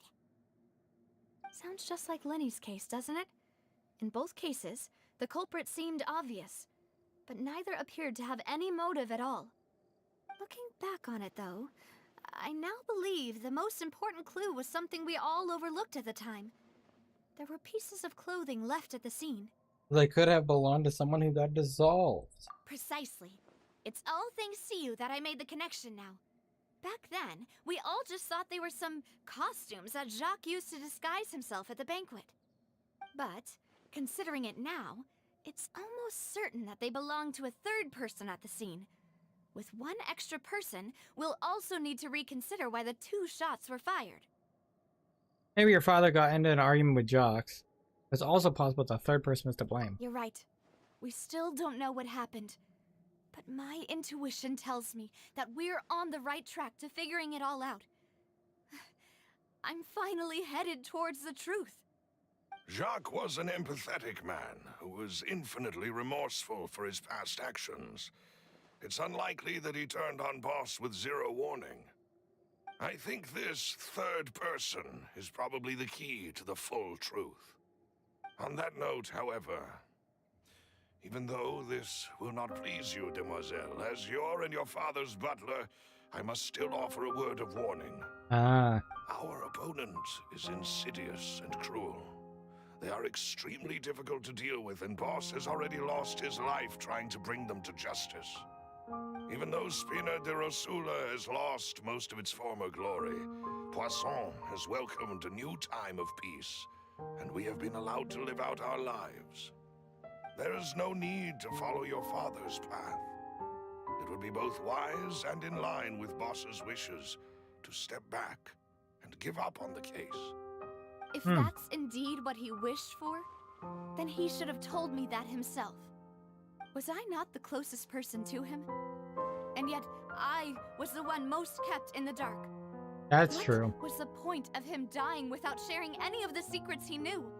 Did he manage to protect anything in the end? Synth is still here. Callus the Unfaithful is still his epithet. And Spina di Rosula is barely getting by. Nothing has changed. Did he think I'd just accept his meaningless death and live out my life just as meaninglessly? I've never accepted that, ever. Not since that day, and certainly not now. I want to find out the real answer for everyone's sake. For the missing girls, for the victims, and for myself. Navia. This is indeed the best moment to act. Your partner appears to be quite reliable, and more importantly, demoiselle, I think you're also ready to take this on. So you do know something else, Malus? Yes, I do. In fact, even before that banquet, Boss already knew of the connection between Synth and the serial disappearances case. But what drove all the tensions to the boiling point was the revelation that you, demoiselle, had been selected as the next target to disappear. Ah. What? Boss also didn't tell you that he had been diagnosed with a rare illness. The doctors told him that he had no more than 5 years left to live. And the serial disappearances case caused him great anxiety. 5 years was nowhere near enough time to resolve this long-standing conflict. But once he passed away, all the danger would pass on to you. Knowing all of this, he decided to use one final intimidation tactic before his death. He claimed to have already gotten his hands on some key incriminating evidence for the other side, and even told some members of Spina di Rosula about the details. Anyone told you that they had no more than 5 years would go into anxiety. He would not share the evidence with Hello. If something were to happen to you, then he and all those Exactly, he though. told would immediately expose all they knew about Synth and the disappeared victims. Right, so nobody would be able to get off scot-free. Yep. As we've seen, Boss's tactic has worked. Even though Boss has been gone for a long time, How's it going? the other side has not tried to take Demoiselle's life. No, I don't believe it. He never appeared to look sick to me. No father wants their daughter to see them weak and haggard, especially someone as proud as Boss. Yeah, they wouldn't want them to see that. To him, dying in a duel and suffering lasting dishonor as the unfaithful was still far preferable than losing face in front of his daughter. So he chose to die in silence, so that he could protect me. He makes a good point. Yep, I'm a very afraid valid you're point. not understanding this correctly, Demoiselle. What Boss wanted to hand to you was not a parasol, but a sword. If Boss's spirit could hear you telling me that you want to find the answer for the sake of everyone involved, I'm sure he'd be extremely proud. That fool. Couldn't he have just given it to me straight? No. He might have set up everything precisely because he never thought I'd be able to understand him. Is that the amount of confidence he had in me? And what if I was never able to make it to where I am now? He gave you the choice to live how you want. Yeah. I suppose that's true. With the way he'd set things up, if I had wanted, I could have just lived out my life without a care in the world. But thankfully, he rarely talked to me about complex matters, and thus understood little of me as a person. In this case, he really didn't need to give me an easy way out. Huh. Malus, what was the key evidence that he shared with you? It's the location where Synth is produced. Essentially, it's the enemy's headquarters. Oh, he discovered the enemy's Threatening headquarters. The enemy Boss didn't share the specifics of the incriminating evidence he found. Oh. But if you want to use it against the enemy, you'll still have to take several things into consideration. Why? If we know where the place is, can't we just go storming in? You mustn't forget that we're fighting against a mysterious and dangerous organization that's been in operation for decades. No, that's fair. There's no telling what might be lying in wait at their headquarters. We also have no idea what kind of evidence we may be able to find inside. Anime headquarters. Nor what people we may be able to capture. But a single visit to their headquarters would be tantamount to a formal declaration of war. The worst case would be that we leave empty-handed, but also open ourselves up to full retaliation. Retaliation. In that case, why not work with the Fontaine authorities? That's not a good idea. Well, you saw one of them dissolve during Mr. Linney's case. We have no idea just how thoroughly they may have been infiltrated. Exactly.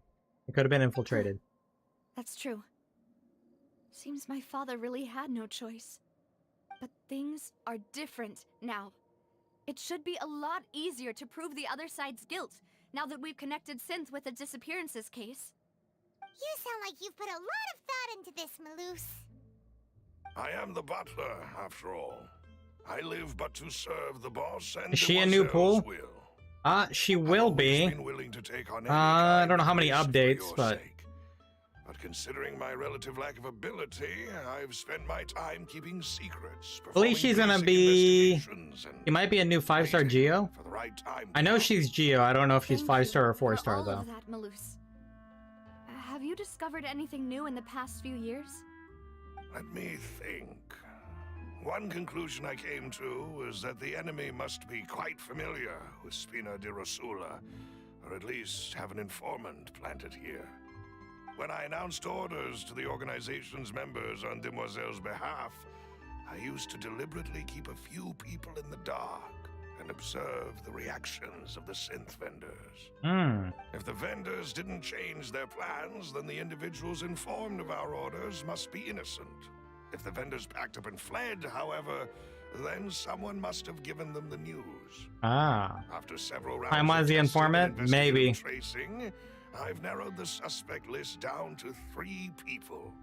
Okay. The first is Florent, Spina de Rosula's senior advisor. Ah. Huh? Florent? Yes, surprising, isn't it? He was one of the people Boss trusted the most, which also means that he was someone who understood Boss really well. Now that's actually a very good look at that. Innermost circle, he always knew our upcoming plans and could thus avoid capture this whole time. There's someone else like him too. Marcel, the head of Confrérie of Cabrières. Ah. Uncle Marcel. What is this Confrérie? It's a guild in Poisson. Boss helped it to grow to its current size and prominence. In the beginning, they were only reselling some daily goods, but now they're one of the richest guilds around with a lot of business connections in the city. So, they're like a sister organization of Spina di Rosula? Yes, you can say that. When we were fighting against the synth dealers, they provided us with plenty of support. It's a bit difficult to imagine someone using their own money to hunt down themselves. True. The final suspect is Thierry, the man responsible for coordinating information between Spina di Rosula and the guards. Although the guards mostly leave us to our own devices, there are still many activities we have to report to the local authorities. Yeah. Since Thierry is always in the know about our current activities, he could theoretically always plan one step ahead. Yep. I see. These are all people who I communicate with quite regularly. To think that the enemy we've been fighting against has been right next to me all along, among those I trust the most. It's almost too hard to believe. Yeah. It's hard to believe, but it's highly possible. Take every precaution to not alert the quarry. Judging from our experience, the enemy is extremely cautious. Of course. And thank you, Malus. You've provided us with a lot of great information. You're too kind, my lady. I'm just doing my duty. And before I forget, proving Boss's innocence would also mean clearing him of blame in Jacques' death. Yeah. After that incident, Jacques' wife and daughter were taken into the Spina's care. They still live in Poisson today. Oh. If it might help, you could also pay them a visit. I can make the necessary arrangements.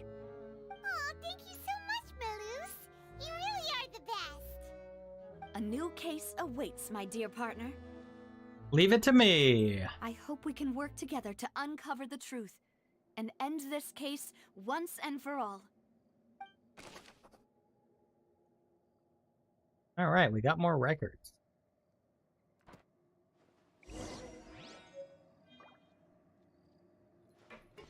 Visit Jacques' family. Oh, hi, kitty. Meow.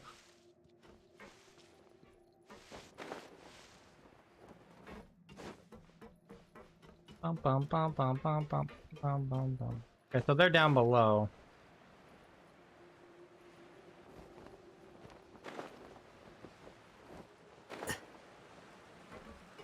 Is it? No.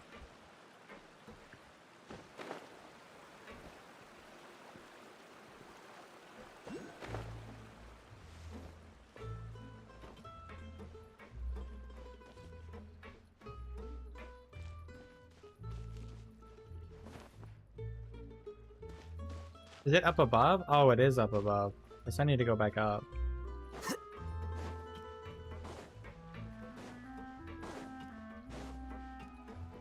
I'm just saying, if you play with fire, you're gonna get burned.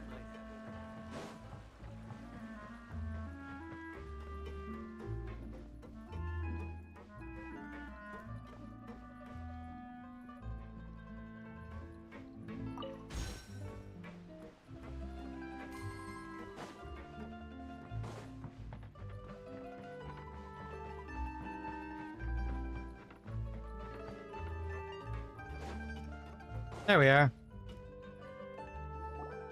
It is settled, then. Please excuse me, and enjoy your conversation at your leisure. Thank you for arranging everything It's for us, Jock's Alice. wife and daughter. Excuse me, miss. Do you need anything from us? Oh, she's mad. Hey, Navia's all quiet. This isn't like her at all. Well, the kid probably thinks, oh, you killed my father. Let's not bother with it now. I'm sorry that I only came to visit after all this time. After what happened, I didn't know how I was supposed to face the two of you. Ah, if it's about that, there's no need to apologize. After my husband died, Spina di Rusula sent us a lot of mora and support. I understood your guilt and apology to be genuine. But aren't all of those things nothing compared to the loss of Jacques? I can understand the kind of pain that comes with losing a father so needlessly. You don't understand at all. I didn't know how to face you, because I didn't know what I could possibly bring as a consolation gift. I know only the full truth could bring closure to you, and to all of us. I'm sorry. I appreciate the sentiment, but you don't have to carry all that guilt. On the matter regarding my husband, my daughter and I have more or less found our answer already. Oh. Would you mind sharing it with me? I really can't believe that my father could ever bring himself to shoot Jacques. I always knew that my husband's money was earned through others' suffering. He told me countless times that if he could turn back the clock, he would never go into the synth business again. He had many regrets, and felt that he took the idea of providing for his family too literally. For the longest time, he thought mora was everything. So when Mr. Callis came to him with a proposal, he accepted it almost immediately. He tried to be as careful as he could, but even so, he was still found out by the higher-ups. They found out about his betrayal? Papa didn't say that exactly, but Papa did tell me that I should never be ungrateful. Before he left that day, he told me that he had no choice.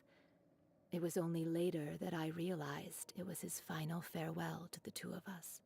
I want to order Jax to take out Callus.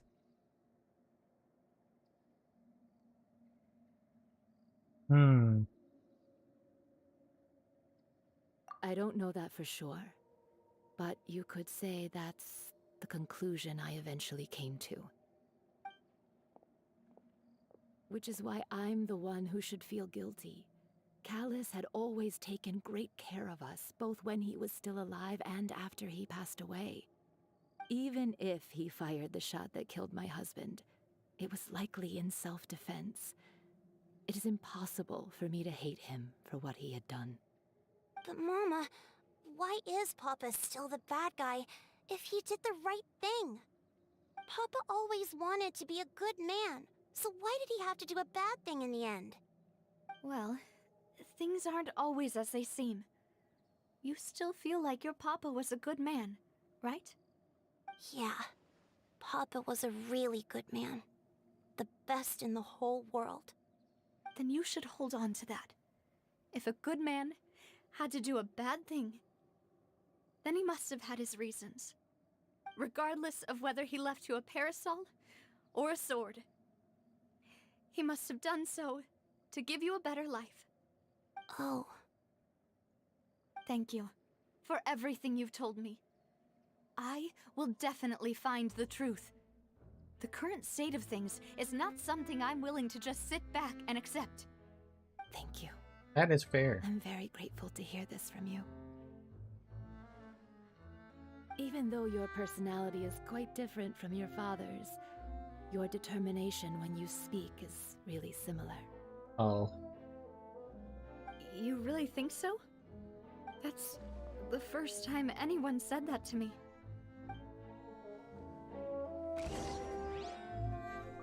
Getting all this information down.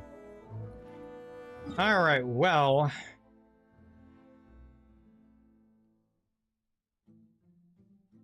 in this case, I think what we'll do is we will do one more boss fight with the crab, and then we will wrap up for this stream. I think that's a good stopping point, and we can... Oh. I'm fine. Don't worry. Let's investigate the 3 suspects next. Florence should be nearby, and we should be able to find Thierry and Uncle Marcel in the city. Okay, hold on a second. I'll get myself together on the way, so please don't worry. Okay.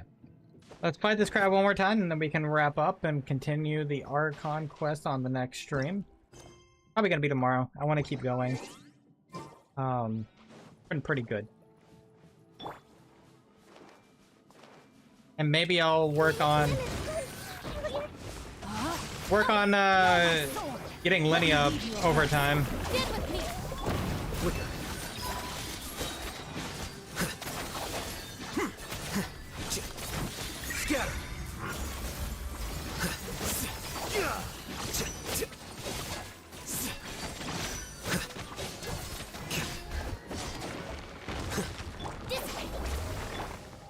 Work on getting Lenny up over time. I'll probably have to go figure out where to get the more of the rainbow roses, but you know.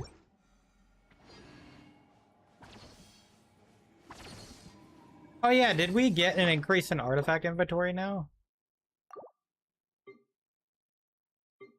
Yes, we did.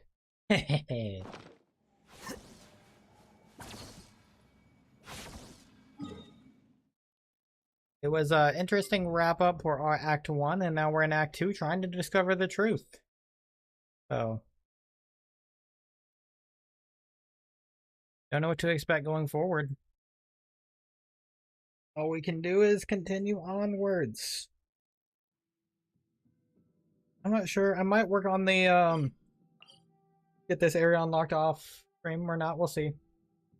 And I might also, like... oops. Work on the event. It's not really anything big anyway. Oh, thank you guys all for watching. I'll see you on the next stream. Goodbye.